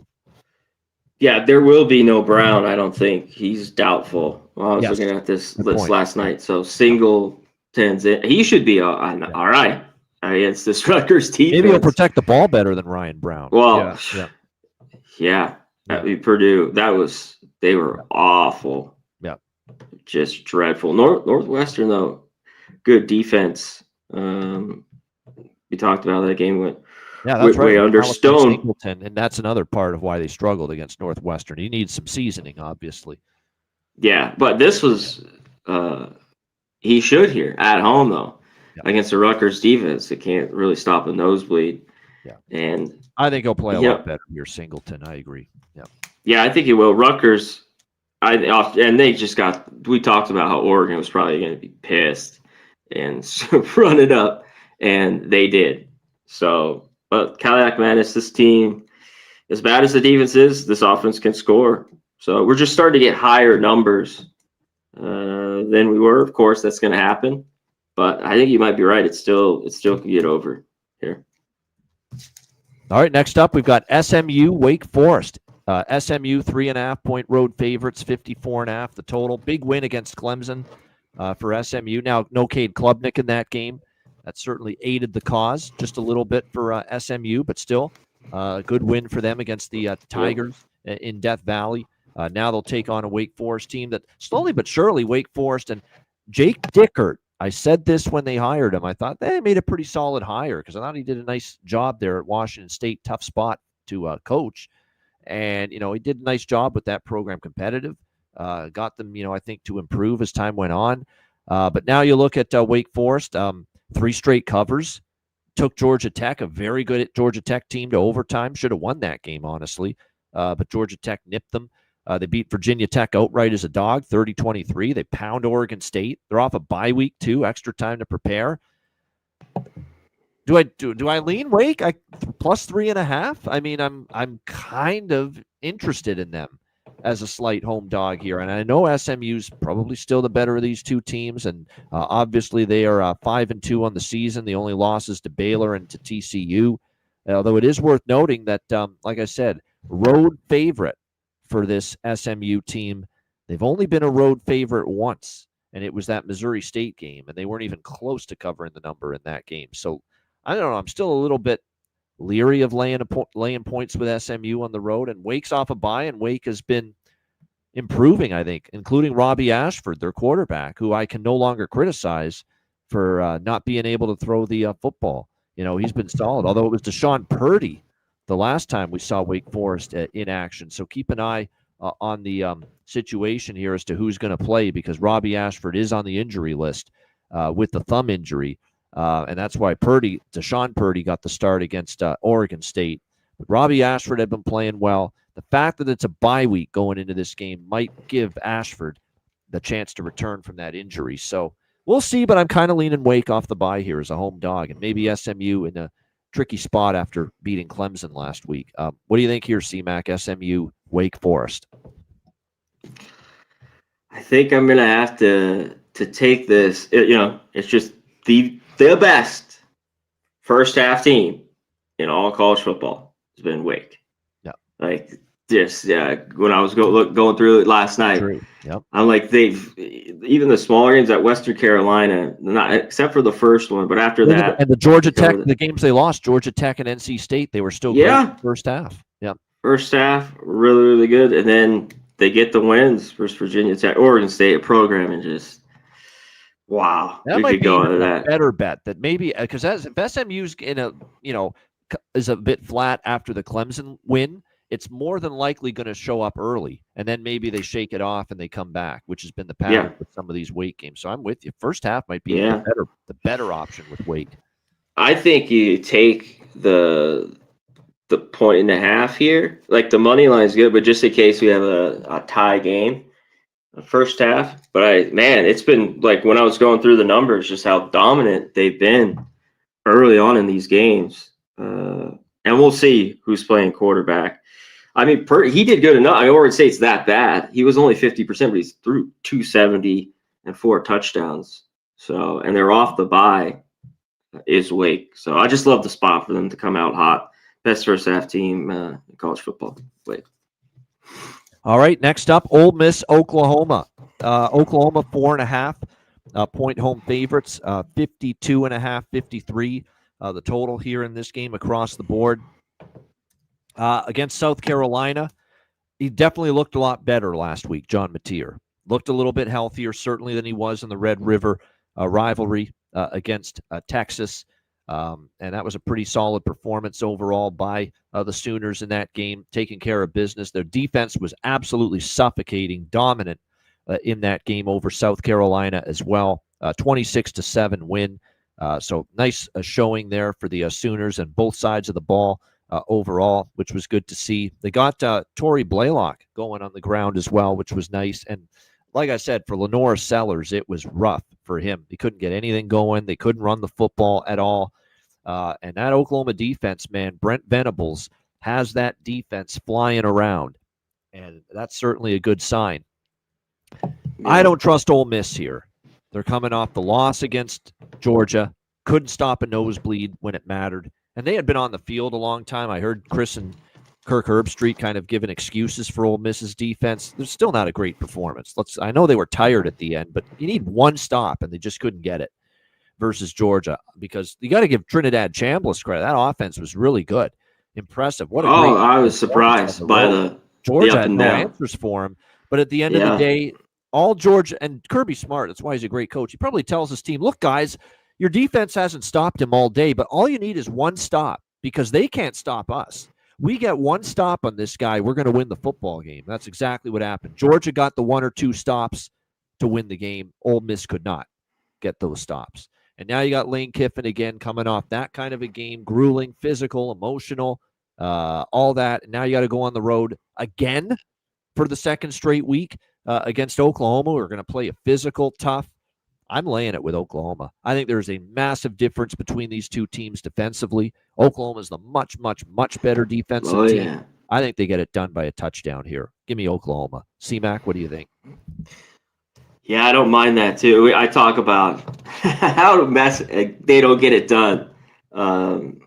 Lane Kiffin, just in the end, like, just doesn't cover. In a big game, we talk about it on here all the time. I can't take him, so I don't mind it. The two games here, and it's kind of skewed the numbers that I think this Ole Miss, the Georgia game that just happened, and the Arkansas game where we had a bunch of points back and forth. That one, 41-35. Because I think their defense is pretty good, Ole Miss, a little bit at times. And this is, Ohio State to me has the best defense. I've been taking their unders, or whoever they're playing, their team total under. I got to take the under here. I just do. And when I go through it, Oklahoma, of course, with Batir, looked better. But their secondary for Ole Miss has been pretty good, holding teams under 200 yards a game. They've given it up on the ground a bit, has Ole Miss, and especially in a couple of these big games, the high-scoring ones, 166. So, but I think Oklahoma dictates the pace. One of the bets I didn't take was that under, was South Carolina team total under. Like, I was just kicking myself this week because all these other defenses, like we talked about last week, Texas, Ohio State, if you did that, they all went under. So, yeah, under here, or just Ole Miss has been able to score crazy. I kind of almost look at their team total under in this game, but they've got to do some.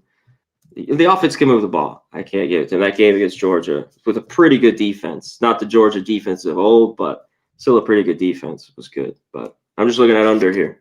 I don't mind Oklahoma, too. I'm at the point where I'm ready to say Oklahoma's got a better defense than Georgia. I'm at that point. I think so. I'm at that point. I don't think Georgia's I think they're all right, but definitely not.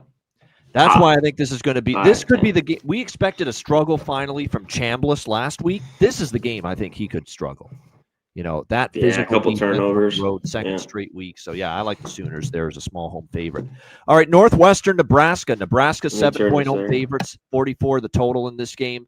So probably can figure what I like here in this game. We cashed a ticket with Michigan State as a double-digit dog at Nebraska a few weeks ago. It was an ugly game, but Michigan State was right there to win it, and they end up still covering the number in defeat. Cashed a ticket with Minnesota last Friday night against Nebraska, saying Nebraska can't be trusted as favorites, especially a touchdown or more. And Minnesota just wire to wire, controlled that game, won outright. Dylan Raiola and the offense struggled, couldn't get anything going. And now Nebraska and remember, they barely beat Maryland and easily could have lost that game and didn't cover when they were, 7.5 point road favorites at Maryland. They only won by 3. So here's Nebraska, bad favorite, not playing. They seem to be playing worse and worse every week. Raiola's not been consistent. Defense has been gashed a little bit more the last few weeks. I don't want to say Northwestern is back, but they're playing better again, Northwestern. They had those, that rough start to the year. The Tulane game was a bad one, but Preston Stone's playing better now than he did early in the season. They're getting some confidence. They beat the hell out of ULM. They beat UCLA. They beat, blowout win over UL Monroe. The upset win against Penn State. Nice shutout win against Purdue, 19-0. Defense getting a little bit better. I'm on Northwestern here. Nebraska's kind of going downhill. They've not been good as a favorite. They've been a terrible favorite in recent weeks. I think we got a one-score game here at the very least. Give me Northwestern here, +7 against Nebraska. The money's come in on Northwestern early in the week, 7.5 down to 7. I agree with that. I think it's I don't trust what I'm seeing out of Nebraska right now. So I think we have ourselves a competitive game there in that one. All right, we'll get C-Mac's thoughts on that game when he returns. In the meantime, we'll move along to Auburn and Arkansas. We've got Auburn 1.5 point road favorites total here, sitting at 57.5 across the board. I'm on the Razorbacks here as a slight home underdog. I think that loss against Missouri, brutal in overtime for Auburn and for Hugh Freeze. That's the straw that breaks the camel's back. I really worry about the psyche of this Auburn team coming off that loss, another gut-wrenching loss. You're still winless in conference play, and now you're going on the road to face an Arkansas team that, look, they haven't won since Bobby Petrino took over as interim coach after they fired Pittman, but you like the effort and you like the spirit. They gave Tennessee a real tough game, first game after the coaching change, and look at the way they played. Now, they still don't stop anybody on defense, unfortunately, but the offense and Talon Green, they've done their job and gave A&M everything they could handle last week, and covered the number pretty much start to finish in that game. A&M could never gain separation from Arkansas last week. And again, I just worry that Auburn hits the wall mentally. How many brutal losses can you take? You're about to put Georgia away, and that fumble at the goal line that they ruled was a fumble, not a touchdown, controversial call. You end up losing that game. Georgia whips you in the second half, and then you battle it out last week against Missouri, and you find a way to lose again in overtime. How much do you have left in the tank for Auburn? How many times can you get up off the mat from these terrible losses? This could be the spot where they just hit the wall. So I like Arkansas here. Lean over as well, but I like Arkansas here. C-Mac, before we get to that, we'll go back to Northwestern Nebraska. What do you think there? Just skip it. You know where I'm at. Northwest. No way. Yeah. Nebraska probably wins this game. Shit. Right, field goal. Yeah. That was yes. Yeah. We've gone over this again and again. The line is wrong. And two good defenses this game. Yeah. Could stay under this total, even there. Minnesota and all their struggles. It just still last week, it was like it just was kind of repetitive. And I'm sick of hearing about Dylan Raiola. This guy is not a big-time quarterback. Oh, God. Shit. Exactly. That where the sun don't shine. That kind of an opinion on Dylan Raiola. Not a big-time quarterback. Nope. Definitely. Yeah, this game should be good. I like Arkansas here. It's true, they can't stop anything. Last week, this was one of the late ads for me. It was Auburn. I knew I was getting myself into with this team, and they couldn't score. I thought being at home, Missouri's first road game, but it was the same old struggles. Can't make a field goal down in the red zone. Can't score touchdowns. And they forced, some turnovers against Missouri. But man, that was a tough watch. I was like, it's like I wanted the pain, and I still did it, and I got it after that game. And I added that at the very end. 60% chance of rain here, by the way. There's some rain, some wind, right? Not so much wind, but rain. Yeah. Okay, a little bit though. I noticed in this one. Yeah, Arkansas still can't stop. Auburn should be able to actually score touchdowns in this game. This is what it is. 17 Oklahoma. I thought that was a shock that they got there. 10, and of course 17. We just mentioned all the missed opportunities for them. So this is always good. I wanted to Usually, yeah, Arkansas 24-14. I just wanted to look at the game last year a little bit. I think Arkansas is playing better. The defense still is just not very good, but I like Green at quarterback, so I lean their way here.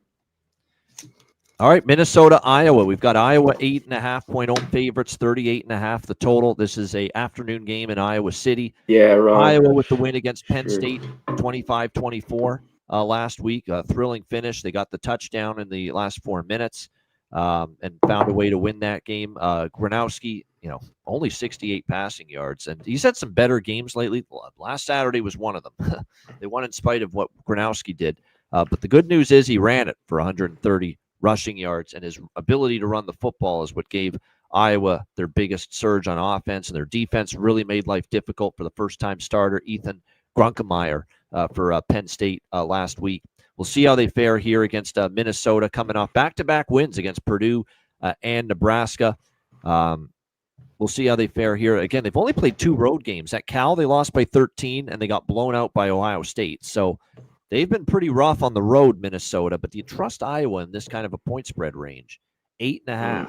I don't know if I do. And I know last year Iowa beat them 31-14 in Minnesota, but the yardage was Iowa was only plus 46 yards in total yards in that game. So kind of a misleading final score. The last time Minnesota played at Iowa 2 years ago, 12-10 Minnesota. That was that crazy game where it was low scoring and there was mostly a field goal fest, and Minnesota ended up pulling out a 12-10 win. I lean Gophers early in the week, plus 8.5. Not sure I'll play it, but definitely think it's a point spread range. I don't get to Iowa when they're being asked to lay almost 2 touchdowns. That's not the point spread range for me with the Hawkeyes. C-Mac, what do you think? Yeah, shout out to everyone in the chat. Some Solution. Ron Crawford, what's going on? Drake Lindsey's better too, slowly but surely at quarterback for Minnesota. Slowly. Yeah, well, I'll get to it real quick. Andrew, Sean Higgs, what up? What up? Great to see you. FB Gotti, everyone in here. Coffee Breakfast Picks, what's up? What's up? Yep, appreciate all the people tuning in. Sean Higgs, good to see you as well. It's been a while. Great to see you appreciate guys. Everyone tuning in. Minnesota all year long, and they have to do it. They haven't been able to run the ball. Really, which has been strange, and I don't know how they're going to run it here against this defense, this Iowa defense. By the way, it was a game we talked about. I mean, it was like the week before, and laying the 3, like to me, I was the only play or anything, but I just stayed away, and that kid threw 2 picks, but man, for Penn State, and they were still up by 10. And they were still down in the first half. Iowa, they got going like you talked about. How about the slide? He takes off. He could have took it to the house. They cover, so he just gets down, slides. That I like that. A heartbreak some people loved it, of course, if you had Penn State, and others didn't love it so much. But yeah, this price is it's too big for Iowa. If Minnesota can't run, that means they have to throw it. But they got to hang their hat on their defense here a little bit. This is a wait for me. Like I just can't. I'm not going to lay points with Iowa here, not with this low total. So I'm just looking at Minnesota. This is a wait for me. Later in the week, star here. All right, we've got the Sunflower State showdown here. Kansas State, Kansas. Kansas 3-point home favorites, 56.5 the total here in this game. And shout out to Ron Crawford. Thank you for there we go. One of our favorites, Ron Crawford. Yes. Thank you for being a member. Thanks for joining us here. As always, appreciate that very much. One of my favorites. Good stuff. All right, as far as this game goes, my first thought is long term, and I mean this goes back a really long time. Kansas has had no success against Kansas State. It's crazy. And this goes back to Bill Snyder, when years and years ago, Bill Snyder would kick Kansas ass every single year when he was coach of this team. Yeah. Year in it. Like, this is unbelievable. Like, this is just Kansas State dominance over Kansas. 10-0 straight up. Now, only 5-5 against the spread, but Kansas State's been big favorites in a lot of these games. Now they're actually a slight underdog. Just based on series history alone, I can't get there with Kansas here, laying 3. I can't. They've been dominated. They've been treated like a human pinata by Kansas State for not just years, decades. Like, it's been decades of Kansas State just whipping on Kansas. Now, I get it. This year, Kansas has a pretty good team. These teams are much closer to even. Kansas State's had a disappointing season so far, especially early, but Kansas State's starting to turn the corner. They had the bad loss to Iowa State, to Army. They almost lost to North Dakota. They lost to Arizona. They had the bye week, and they're 3-0 against the spread since the bye week for Chris Kleiman. They beat UCF by 14. They lost to Baylor, but covered the number in defeat. And then they beat TCU 41-28 in their last game. Both teams off a bye, so there's no advantage there. I can only look at Kansas State here. They're 3-0 against the spread since their last bye week. They're playing better football. They've owned this series, and they're an underdog. So just based on the series history, it's +3 or nothing here for Kansas State. And as always with Kansas State, we don't love Avery Johnson necessarily. Can they run the football here in this game? And when you look at the run game and the run defense here for Kansas, hasn't been great lately. They've given up 5 yards per carry, 188 per game on the ground. That's not what I want to see when you've got to go up against a very, very capable back like Dylan Edwards here for Kansas State in this game, although he is questionable. So keep an eye on his status. He's been in and out with injuries this year. We'll see if he plays. Yeah, they don't need him. And the other running backs can step up if he doesn't play. But yeah, this is Kansas State or nothing for me. C-Mac, what do you think? Yes, I'm on K-State. Take the few points. They went outright here. Money line. Kansas. Yeah. And I'm a huge Johnson fan. Yeah, this is a little bit of a different team to start the year, I think. And just a bad spot. They playing a little bit better. They get these wins. Then they get the bye. I'm shocked a little bit that this was the number, too. I thought it could be like a pick 'em in this one. I know Kansas. I'm sure they want to beat them here at Kansas. But their defense still is not good. I mean, they are at home. You talked about it. I don't trust this defense at all. And I really don't trust. I don't trust both these quarterbacks, so that could be key, of course, in this game. But I think K-State just the better team off the bye here. Yep. Take the 3, but then they win money line. All right, Colorado, Utah. We stay in the Big 12 here. Utah, 13.5-point home favorites, 51 the total in this game. Disappointing performance from Utah in the Holy War last week, falling short to BYU in that game by a score of 24-21. Back and forth game it went, but Dampier was 244 through the air, 2 touchdowns. Did have the 1 interception though in that game. I think what was impressive for me was the fact that L.J. Martin was able to run the ball for 122 for BYU. Bachmeier, not a huge game in the passing game, numbers-wise, but 166 through the air, didn't make too many mistakes. Found some targets. Chase Roberts, who's been here forever, of course, and Parker Kingston, 2 pretty good receivers here for BYU. And like I said, tough game, but BYU ends up victorious. Utah back home, and we know how tough they can be at home. They beat up Arizona State, but that was with Jeff Sims at quarterback. So be careful reading too much into the 42-10 beatdown over Arizona State. Colorado's off a bye, which followed a 24-17 home win against Iowa State. And Dion's team had some injuries going into that bye week. So here's a chance for them to get healthy a little bit. Money's come in on Colorado. This was 14.5, 14. It's 13.5 now. Looks like Caden Salter's good to go. Utah coming off that loss to BYU, and they are good at home historically. Don't know, though, if I'd want to lay this many points with them. And it's worth noting, since Dion's arrived on the scene here, last 2 years, Colorado won last year at home 49-24, although Utah was falling apart by then. But 2 years ago here at Utah, Colorado only lost by 6 as a 3-touchdown underdog here in Salt Lake City. So people betting Colorado here early in the week, and I kind of can see why. C-Mac, what do you think? Yeah, I can see why, especially you got over the 2 touchdowns, and this is why it's come down a little bit, 13.5, 13. I like the bounce back for Utah. This Colorado defense I still don't think is very good, but they've played all right at times. We talked about it. They've dealt with some injuries. And I mentioned too, I think the Utah offense has been hitting. It seems like a good spot. When I look at it, the team total, I thought if you don't want to lay the points with them in this spot, I think it's 30.5, 31.5. Be nice to get, right around 30 there or underneath, but that's where it's at. I think you take that with Utah. I think they a tough game. I knew it was going to be tough. Under was money, and I had a little on BYU too, even with the revenge for Utah. So I like Utah here. I look at their team total though in this one. What do we get from Colorado off the bye? That's going to be the big. I don't know. Yep. And what's there? I wanted to double check. Okay, they lost 35-21 at TCU, and of course Houston put up 30 on them, 36-20. It seems like Utah could get that here.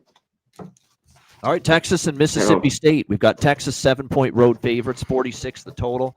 I'm on the Bulldogs here. Those, we got the cowbells going to be ringing like crazy on a late Saturday afternoon. Arch Manning is still not, impressing me with this offense. I mean, they escaped pretty much with the victory against Kentucky. If Kentucky had better quarterback play themselves, it could have been a different it could have been a different outcome. But again, another very, and I mean, I'm being nice when I say this, very pedestrian performance from the passing game from Arch Manning in Texas in that ugly 16-13 overtime win, 12 for 27. Like, he's not even completing 50% of his passes. There was no run game either. 12 attempts for 37 yards for Quentin Wisner for Texas. That's not what you want to see. They're very fortunate. They only had 179 total yards of offense. Kentucky had almost 400 total yards of offense, but Boley had an interception. There were a couple of fumbles. They were missed mistakes, penalties, field goal issues, kicking issues. They almost doubled Texas in time of possession. Kentucky in that game. You look at the box score and you wonder, how the fuck did Kentucky lose this game? I mean, really, against Texas last week. Give me Mississippi State. Blake Shapen and the offense is solid. They can move the ball a little bit. I know Texas defense is good, but Texas is not an offense I trust laying 7 right now. And I know Mississippi State's defense is a little iffy, but I thought they played pretty well against Florida. Had success early, and then Florida had a hard time getting much going after that. And even though Florida escaped with the win, I thought Mississippi State's defense hung in there last week. And if they hang in there again here, and dare this Texas offense to win by margin with this quarterback, Arch Manning, still having issues. And I think that offensive line has not performed the way we thought for Texas either. So I think it's a home dog spot for me. Mississippi State or nothing for me in this one. C-Mac, what do you think? Texas, Mississippi State. Yeah, I think it's low scoring too. This total is low. I lean the under. I still think Texas defense is pretty good. Made enough plays like you talked about with Kentucky. We'll get to them. I think it's one of our last games with Kentucky here later. I think in a good spot, kind of like they were last week. A little different team, Kentucky at home. Even how bad they are, the better that offense there. But Mississippi State hung tough. The interception at the end, just killer against Florida there. It didn't matter. Florida, how about them? They just canned them anyways. Didn't matter, booing them off the field. So, but Mississippi State, I like them here. Good old Arch, as they call him. The offense is just out of funk. We talked about some of the problems that they've had. The running back, the receivers aren't getting too much too. Man, the separation. He doesn't have deep receivers. No, no one's getting separation. No one's getting separation. Playmakers there. I agree. Yep. Yeah. So, Mississippi State here and under. I mean, if people think it's a buy low in Texas, I just haven't seen it. You know what I mean? Yep. With them, at least for separation and a big win. All right, Texas A&M and LSU. We've got Texas A&M 2.5-point road favorites, 48.5 the total. LSU, Brian Kelly defiant after the loss to Vanderbilt, saying, we're not done yet. We're still in this. The SEC's hard. We can still win this guy. Yeah, it's probably true. They're not totally out of it, but that was still a very harmful loss. And I still don't fully trust. I mean, the offense is still a problem for LSU. Nussmeier is still erratic. It sometimes looks great. So it's looked great at times in that game, but when the game was on the line, they couldn't get things rolling. And the defense, again, same old shit with Brian Kelly and the defense. They can't stop mobile quarterbacks. Quarterbacks that can run the football. At some point, you got to be smart and realize Diego Pavia can run the football. Let's keep a fucking some linebacker, some safety in the middle of the field, and make sure someone's there to wrap them up. Yeah. Yeah. And they can't figure that out. They couldn't figure that out at any point in that loss to Vanderbilt. That's coaching right there. And unfortunately, it failed them once again. And look, what do you see here against a guy like Marcel Reed? He's a guy that's got mobility. He's a guy that can move around in the pocket as well. So you're going to have to be careful here. 55 rushing yards for him last week against Arkansas. And let's not forget what happened last year, 38-23 A&M over LSU. And again, Marcel Reed came in for Wegman, who struggled, and that's when the game turned on a dime.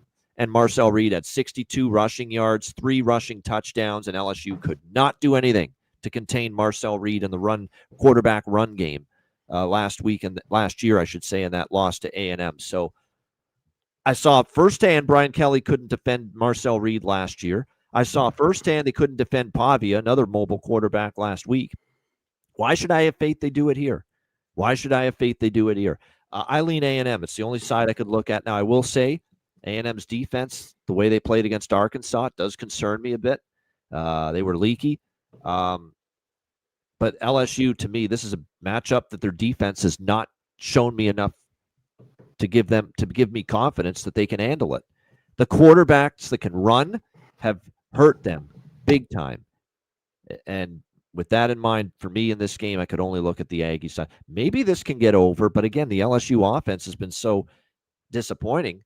Yet the A&M defense at times this year has been disappointing. So I feel at home, LSU could maybe get their offense going a little bit. A&M scores with the mobile quarterback. So 48.5, maybe this can get over. And don't forget, it was 61 points last year with A&M versus LSU. What do you think here, C-Mac?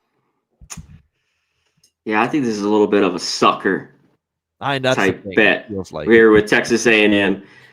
People that like it, but if you do like A&M, I mean, this is it. I mean, it's under a field goal, but I don't buy it. It would be huge if they could go in there and win here at night. It is a night game too. Yeah, it is a night game for LSU. Awful loss. Yeah, Reed will be a problem for them, but I think Nussmeier will do enough in this game. I kind of like LSU, and I really don't love this team after the loss. But I can't do it with LSU, but you're right. There's enough that might keep me off A&M. There's enough, but I worry about them containing Reed on the ground. Like they suck against mobile quarterbacks defensively. It's ridiculous. Yeah, LSU. We'll see. Reed takes care of the ball. They could go in there and win. There's just no way. To me, this is LSU or nothing. All right, Missouri and Vanderbilt. Another good SEC matchup here Saturday. Vanderbilt 3-point home favorites, 52.5 the total. Yeah, I ain't stepping in front of Vanderbilt. I'm not. But, can they crank it up 2 weeks in a row? Big home win, national TV with Joe Tessitore screaming his lungs out Saturday in the booth. Oh, what a big run, Diego Pavia with a big run for Vanderbilt. Shoot to his mom. I mean, that guy's a WWE announcer. No wonder he's perfect for that. Well, they hired him for that? Yeah. That was like the perfect guy. It's funny when there's a 6-yard run and a big play there. 6-yard run. Vanderbilt. Yeah, I mean, it's just a 6-yard run. He loses his mind in the broadcast booth. Yes. Oh, man. Good old Joe Tess there for them. I love Vanderbilt. It would take at least 3.5, 4 for me to even think about taking Missouri. At 3 or less, I could only look at Vanderbilt. Let's not act like Missouri is coming up. Vanderbilt's off a big game. So is Missouri. They had to go to overtime. They had to extend themselves, and they had to play late into the night. So it's not like this is a phenomenal spot for the Missouri Tigers either. Going into this game. And when you look at the matchups too, Missouri does do a damn good job this year against the run. That is definitely something to keep in mind that could help them here in this matchup, because Vanderbilt's an offense where, their strength is running it, especially with Pavia. Shit, Vandy's good against the run. Their defense. Vandy, of course, very good against the run. Both these teams can run it and good run these. That's why this is a tough game, because both teams want to run it. They both have quarterbacks that can run. Pribula for Missouri, and of course Pavia for Vanderbilt, and both teams are better running the football offensively than throwing it, and both teams are better stopping the run defensively than against the pass. So tough game, but Vanderbilt is just I don't know if I bet Vanderbilt here. I did last week against LSU, but yeah, Vanderbilt's to me 3 or better. It's a lean Vanderbilt for me. C-Mac, what do you think? I know you get 2.5s that are juice. Missouri win a big game on the road because that's the one thing they have not done under Drinkwitz. At home, they've had a couple big wins, but on the road, they've had a hard time getting them. And I don't count Auburn a big win. Auburn is not on the same level as Vandy. Still, it was a good one on the road, OT. Yeah. Thriller type game. So, yeah, Vandy with all the hype now.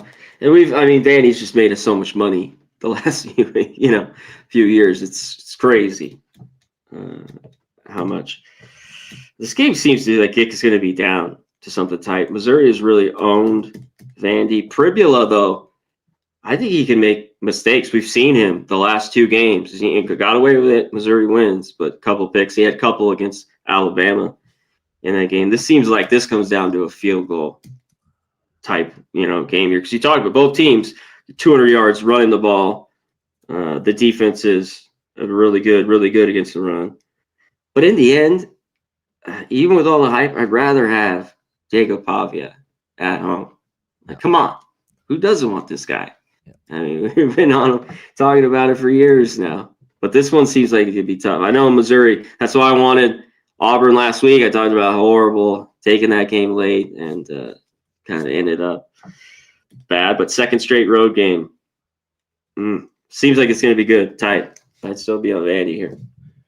BYU, Iowa State. We've got Iowa State 2.5-point home favorites, 49 the total in this game. BYU, I keep, waiting for them to falter, and they're not doing it. They're finding ways. And again, last week against Utah, pretty clean game. Bear Bachmeier solid. Defense got stops when they needed it. Big physical game against Utah, 24-21, still undefeated on the year. Iowa State, though, at home, rested off a bye week. They haven't played since that loss to Colorado State. Here's my problem, though. It's definitely a great situational spot for Iowa State. No question. And I lean that way. But I don't know how good Iowa State is. You start to look more and more at this schedule. They beat Kansas State when Kansas State was struggling. They barely beat Iowa. Could have lost that game. They didn't look impressive against Arkansas State. I guess the one game they looked great was against Arizona. And Rocco Becht the offense looked great. And then since then, they lose to Cincinnati. They had injuries. And that's another thing, too. They have injuries in the secondary. And you got to defend Chase Roberts here and Parker Kingston, 2 really good receivers here for BYU. And if you're still injury depleted in the secondary, it could show up here. And then you lost to Colorado as a 3-point road favorite right before the bye week. I just don't know if Matt Campbell's team is great this year. They've had so many moments where they look okay at times, and they've looked very, very ordinary at other times. And I don't know if I want to lay points with ordinary against a BYU team that's showing some heart, some guts. You could say they're a little lucky, a little fortuitous, but they find ways to win, man. And I'm kind of pumping the brakes on the fade BYU train for now. C-Mac, what do you think? Yeah, Ron's right. Yeah, game day is at Vandy, Missouri Vandy. It'll be good for them. Hoopla. Clark, yeah. Oh, great football coach for sure.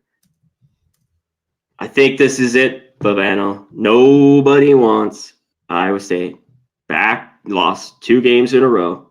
They're off a bye. Yep. Just lost at Colorado. Nobody's going to want them. Situational dream for Iowa State, no doubt. Yeah. Situational wet dream here.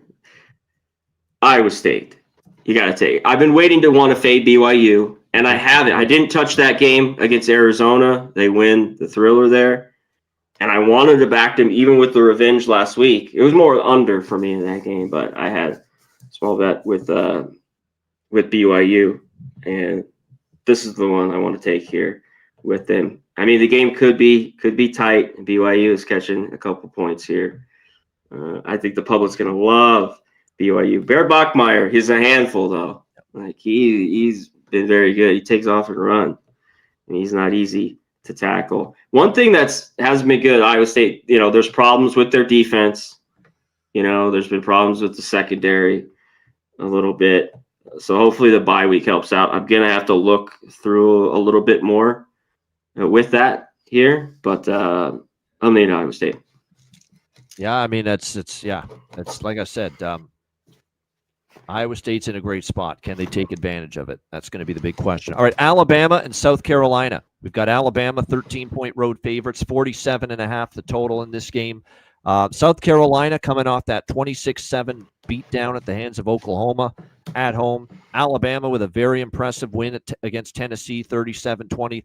After that loss to Florida State, I got to give Kalen DeBoer credit, Ty Simpson credit, the whole team. The defense has gotten a lot better from that loss to Florida State. They've held each of their last 5 opponents to 24 points or less, including some good teams, Georgia, Missouri, Tennessee. We just saw Georgia shred Ole Miss, so we need to give Alabama even more credit for holding Georgia to 21 points in that victory. So this Alabama defense has come a long way. Yeah, it's looked good. I don't think I'm betting this game. Everything tells me Alabama could win by 2 touchdowns or more. South Carolina's in a bad way right now, but it's not the best Alabama spot. South Carolina, believe it or not, last year took Alabama down to the wire in Tuscaloosa, and Lenora Sellers actually had a very good game. Even though he struggled this year, he had a really good game head-to-head against Alabama last year in that 27-25 loss to the Crimson Tide. So that part of it says take South Carolina here. So I don't expect to be involved here, quite honestly. In this one. South Carolina, I want to bet under. I would lean under, honestly, because South Carolina, I don't know if I trust their offense, and Alabama's defense is a lot better. Will Alabama move the ball up and down against South Carolina's defense? That's the question. But lean under. C-Mac, what do you think? Here's the thing. Alabama, all these wins, they go through it. People are like, this is the one. And slip up this week, 4 straight. Yeah. They won. This could be the slip up. I think it's just slip up is tough. They're in a dogfight. Maybe not lose. Yes, they're in a dogfight. Be in a battle. Yes. Yeah. South Carolina, like if they are, I think it has to be an under type game. That their defense has to come up big. Sellers is just not look very good. He just doesn't have the running back, the running game, and the receivers, to get anything. It's been pretty rough to watch. So that leads me, to more of an under. And it could still stay under with Bama winning by a couple touchdowns or 20, or within a touchdown in this game. So I look out everyone that's running, loving Bama, the public here, after ripping off all these wins. Basically, Missouri was a push for most people. Some people 3.5. They got to win if depending on who you had there. But Alabama's looked very, very good so far. So I'd look out if you're just running to love Bama this week. Yeah, I think I want South Carolina. They just, God damn. Like I said, this is a perfect spot to keep me off Bama. Ultimately, C-Mac, it's that Lenore Sellers actually played really well at Tuscaloosa last year. Now that's a different South Carolina team, and he really had his bad games this year. But he showed last year he could play well against Bama, and Bama does have a better defense. But like I said, there's enough concerns here overall to keep me off Bama. I'm not betting South Carolina, but there is enough concerns here to keep me off taking Alabama here, laying a number like this on the road. All right, South Florida and Memphis. Big showdown in the AAC here. We've got South Florida, 4-point road favorites, 65 the total. How about Memphis? 3 touchdown favorites, losing outright to UAB in their first game for the Blazers after firing Trent Dilfer. That's all they needed, Trent Dilfer out of there. And all of a sudden, yes, that's all they needed. First game without him, and they beat Memphis as a 3-touchdown underdog. I was cracking the fuck up. I was laughing my ass off. It was. Right. I think they're actually a bet on team now, UAB. I'm going to start riding them, honestly, because you're going to get great value with them because they were so bad. And I think Alex Mortensen, who, by the way, if you don't know, Alex Mortensen, the interim head coach of UAB, he's the son of the late ESPN NFL insider, Chris Mortensen, who was on TV all those years with Schefter, breaking the NFL news stories. So pretty cool. Good to see him get a win in his first effort as an interim, but terrible loss for Memphis. And they didn't just lose the game. They lost their quarterback, Brendan Lewis, as well. So keep an eye on his status, leg injury. We'll see if he's able to suit up here for Memphis. And if not, that means A.J. Hill will have to play. He had 175 yards, a touchdown, and an interception against UAB.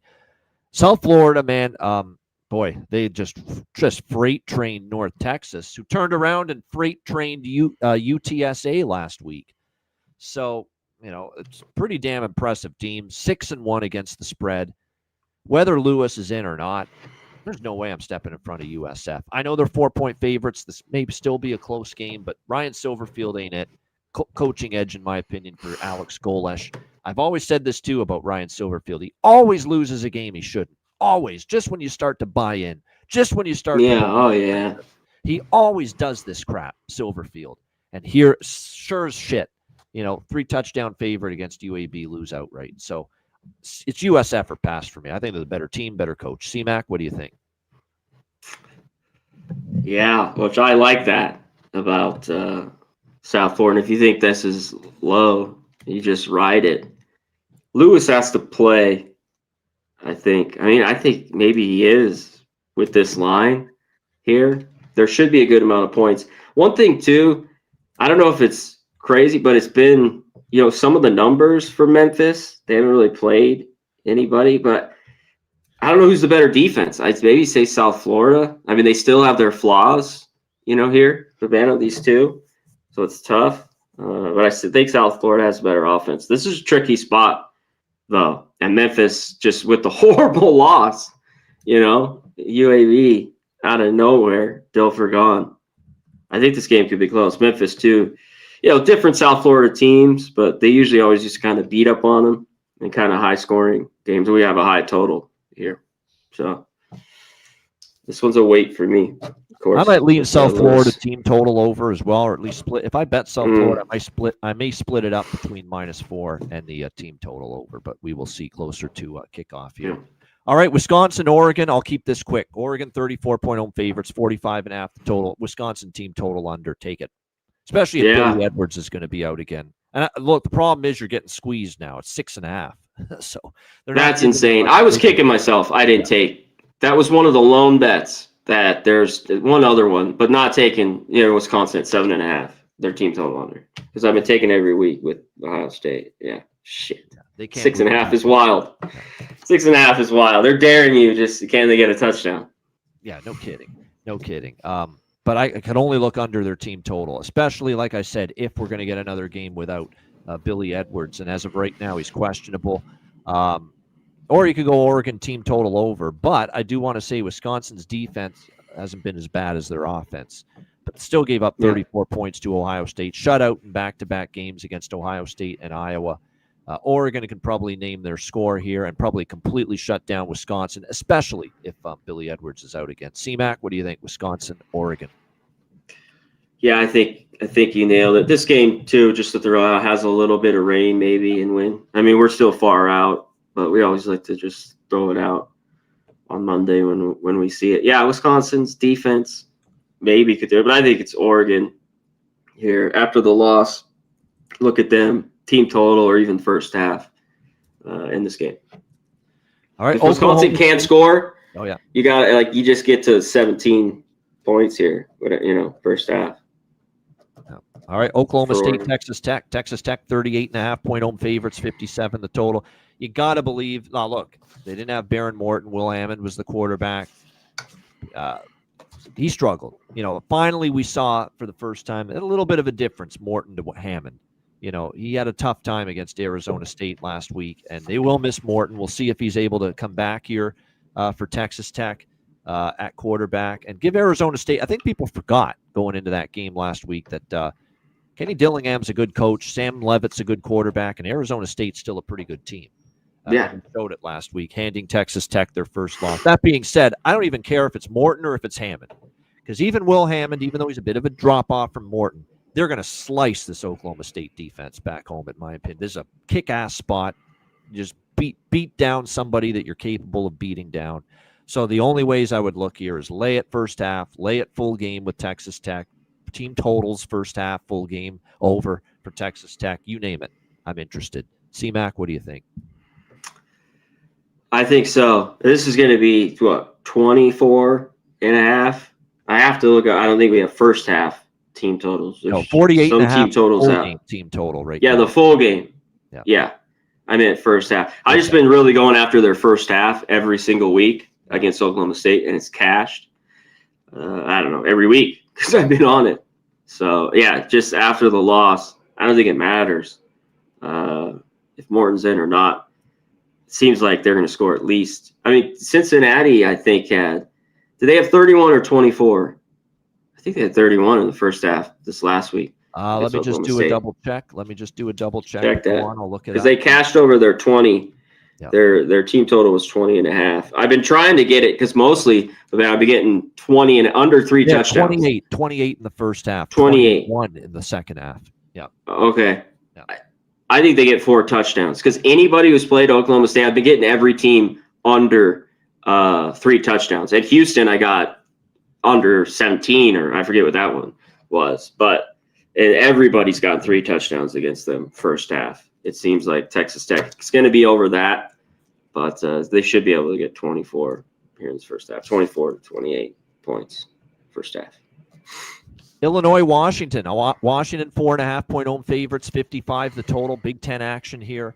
Washington, tough loss against Michigan. That was a tough spot, though, too, right? They got to go halfway across the country to Ann Arbor, play an early start game. And played horrible. Well, they played horrible. Yeah. They did. I'll be honest. That's a couple games now. Washington has been, kind of disappointing. Although I thought the Ohio State game, actually, they still made a pretty solid showing for themselves. But, the loss there, the loss to Michigan, I expected a little bit better than that. But it is a bounce-back spot. They're at home. They're usually pretty good at home. Illinois is coming off a bye, though. Extra time to prepare for Brett Bielema and company. And, of course, they lost 34-16 at home to Ohio State. It's a good spot for Illinois. Man, they're getting points. But I still think Washington at home off a loss, I don't want to fade them. So it's a tough game, but it is a situational advantage here for Illinois. Altmaier on the road in that environment. Can he avoid mistakes? If he can, Illinois could win this game and at least cover the number. If he does make those mistakes, then Washington could get him. C-Mac, what do you think? This is another one, a little bit of rain and wind. So just check this one later in the week. Washington struggled. I think they have an all right defense. I think Illinois off the bye is going to be able to score here. When I looked at this total, I think this could maybe get over here. Illinois, their defense, we've seen it struggle against some of these teams. Now they are off the bye. I guess they played a little bit better against Ohio State. At times. Yeah, Washington, we've seen enough data points with Washington. They can't move the ball against the elite defenses, the really good defenses, but they can move the ball against everyone else. Yeah, against anybody else. Yeah. And I don't think Illinois is an elite defense. No.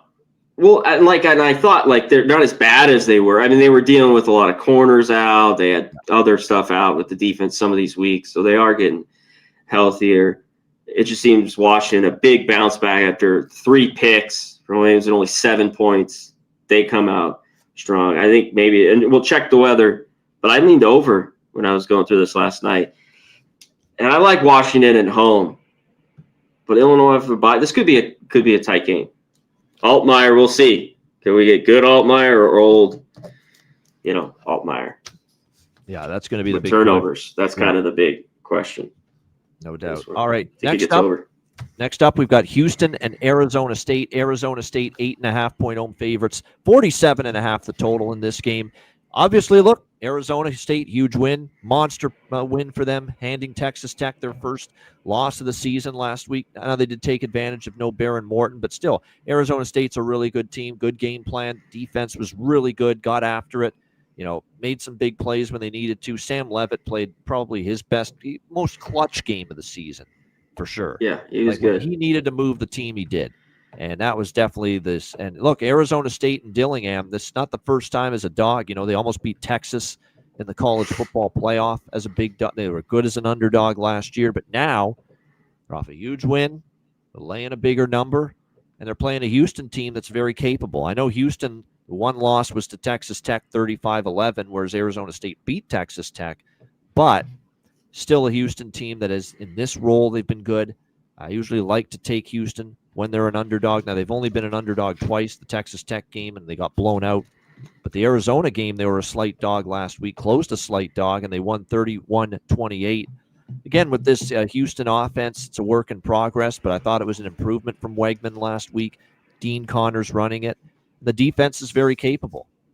And if the defense is capable here, this could be a spot where they can hang within 8.5 points. And it's not an optimal spot for ASU coming off the big win against Texas Tech. So I'm kind of leaning with the plus 8.5 here on the Cougs. And long-term, Willie Fritz pretty good in the underdog role as a head coach. C-Mac, what do you think here? Houston, ASU? I think so. I think Houston is live here after the big win. Had two good defenses in this game. Arizona State just playing too. They're not playing too fast as well. I wanted to check their that you have numbers are not that high at all. Yes. Yeah, I've noticed in their games they're not very quick, and their defense, and they've definitely been an under type team for the most part as Arizona State. What they've split here lately, the Utah game, of course, got over. They gave up 42 points, but a bunch of unders in some high total games earlier in the year. But yeah, two strong defenses, a huge win. I think with that, it's kind of lower scoring. And if Houston takes care of the ball, their defense can kind of keep them around here. And that maybe there's a little sleepy for Arizona State too. Maybe even Houston first half. All right, good stuff. Toledo and Washington State. We've got Washington State 1.5 point home favorites, 47.5 the total. I'm riding the wave here, C-Mac, with Wazoo. I like them here.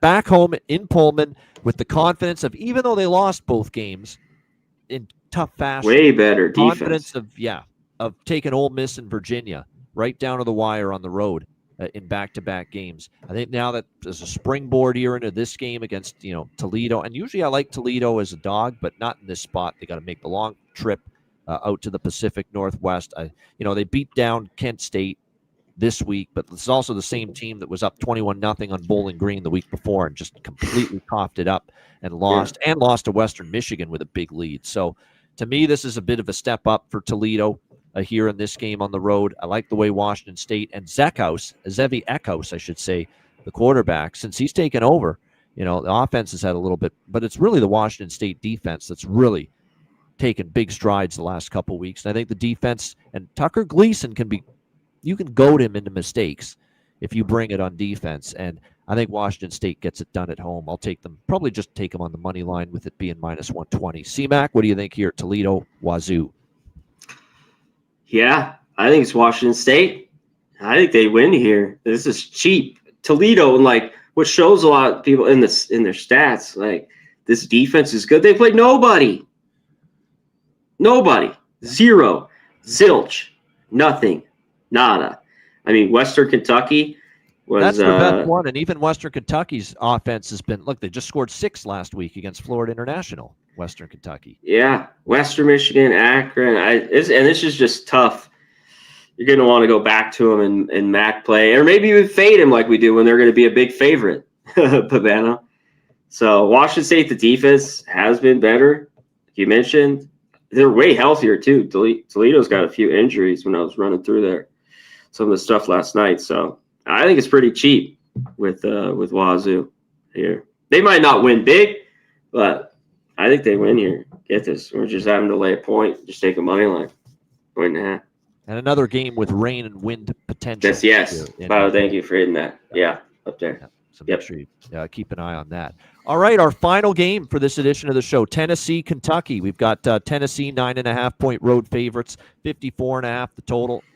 Arizona. What do we get from Tennessee? Tough loss to Alabama. We'll see if they can bounce back from that. Joey Aguilar. How about the fact that 20 points by far low for Tennessee? So that's why you got to give that Alabama defense a lot of credit. They're 0-2, by the way, against the spread now on the road. Tennessee this year. Mississippi State road game. They escaped with an overtime win, but did not cover. And then, of course, the straight up in ATS lost to Alabama. So on the road, this team is 0-2 ATS. And, Kentucky, that was a big step forward off the bye week. The defense really made life miserable for Arch Manning in Texas. And if not for all kinds of mistakes and miscues and failing to finish drives, Kentucky should have won that game against Texas. They almost doubled Texas in time of possession. Now, Cutter Boley is still a work in progress. I'm not saying he's a great quarterback, but when your other option's Calzada, you might as well just stick with Cutter Boley here. because I don't think there's much of a difference here when it's all said and done. Now, Tennessee has owned Kentucky.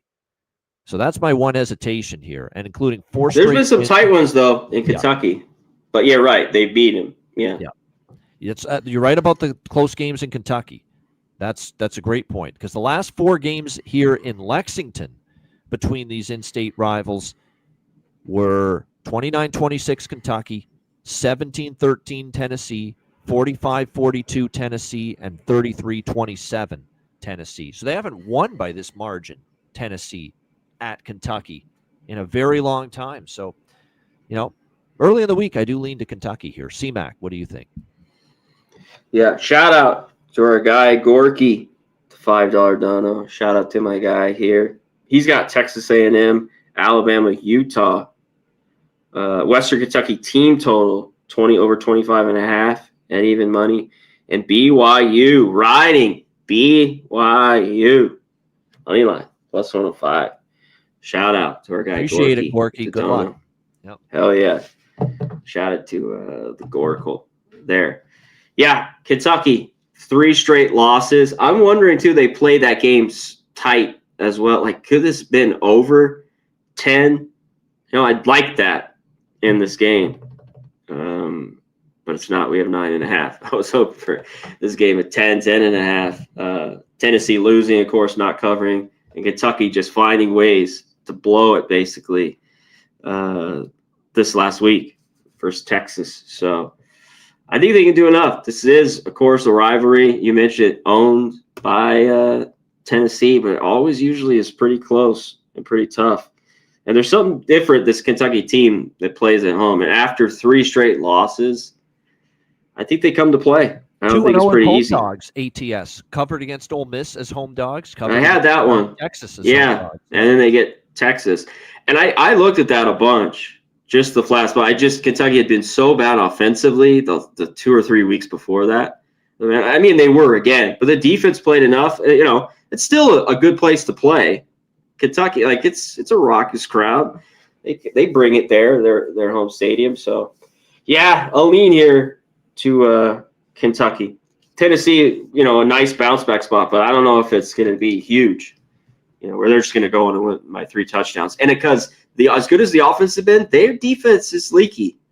It still has issues. It's just Kentucky, I think, could take advantage of it a little bit, even how bad they are offensively. Yeah. Right. Savannah, Yeah, they are bad, especially against the pass. But I'm starting to look at Tennessee against the run, and it's they can't give up yards on the ground. It'll be interesting to see how it goes here. The pass defense has really been bad for Tennessee. Ty Simpson exploited that last week. Can Cutter Boley do the same? That's the concern. But again, Tennessee has not beaten Kentucky in Kentucky by a margin of 10 or more in a very long time. So that's something you definitely want to factor in here, no doubt. This is always big too in a game like this. They get like a defensive score or a special teams like that in these type games that you kind of might need. Yeah. That happens kind of crazy in games like this. So look out for that. Sometimes they find a defensive score or special teams score to help them out, even if the offense is kind of lagging behind a little bit. We're not lagging behind because our show is done. We're done for the week. Thank you very much. Great show as always, breaking down the college football card. Shout out to everyone in the chat. FB Gotti, Gorky, Ian Shaver, Markel, Kenny Woo Woo Woo, Andrew G, FB Gotti, Ron Crawford. Woo-woo. Thanks for the membership to Ron Crawford as well. Robert Carlson, Jerry Davis, Mark Stesowski, Coffee Breakfast Picks. Actually, you know what? We can stop there because Connor Mack named all the others earlier in the show. So there we go. Great Shout stuff. Out to everyone. Keep skating. Yep. Everyone, in here. Appreciate it. Great stuff. You guys. We'll be back Wednesday, members only edition of Hitting the Books, and Friday, members only edition of Hitting the Books. 5 p.m. Eastern, 2 p.m. Pacific. Sign up and subscribe as a member. Yes, sign up. CMAC, anything you want to add before we shut her down? That's it. Shout out to the members. Wednesdays and Fridays.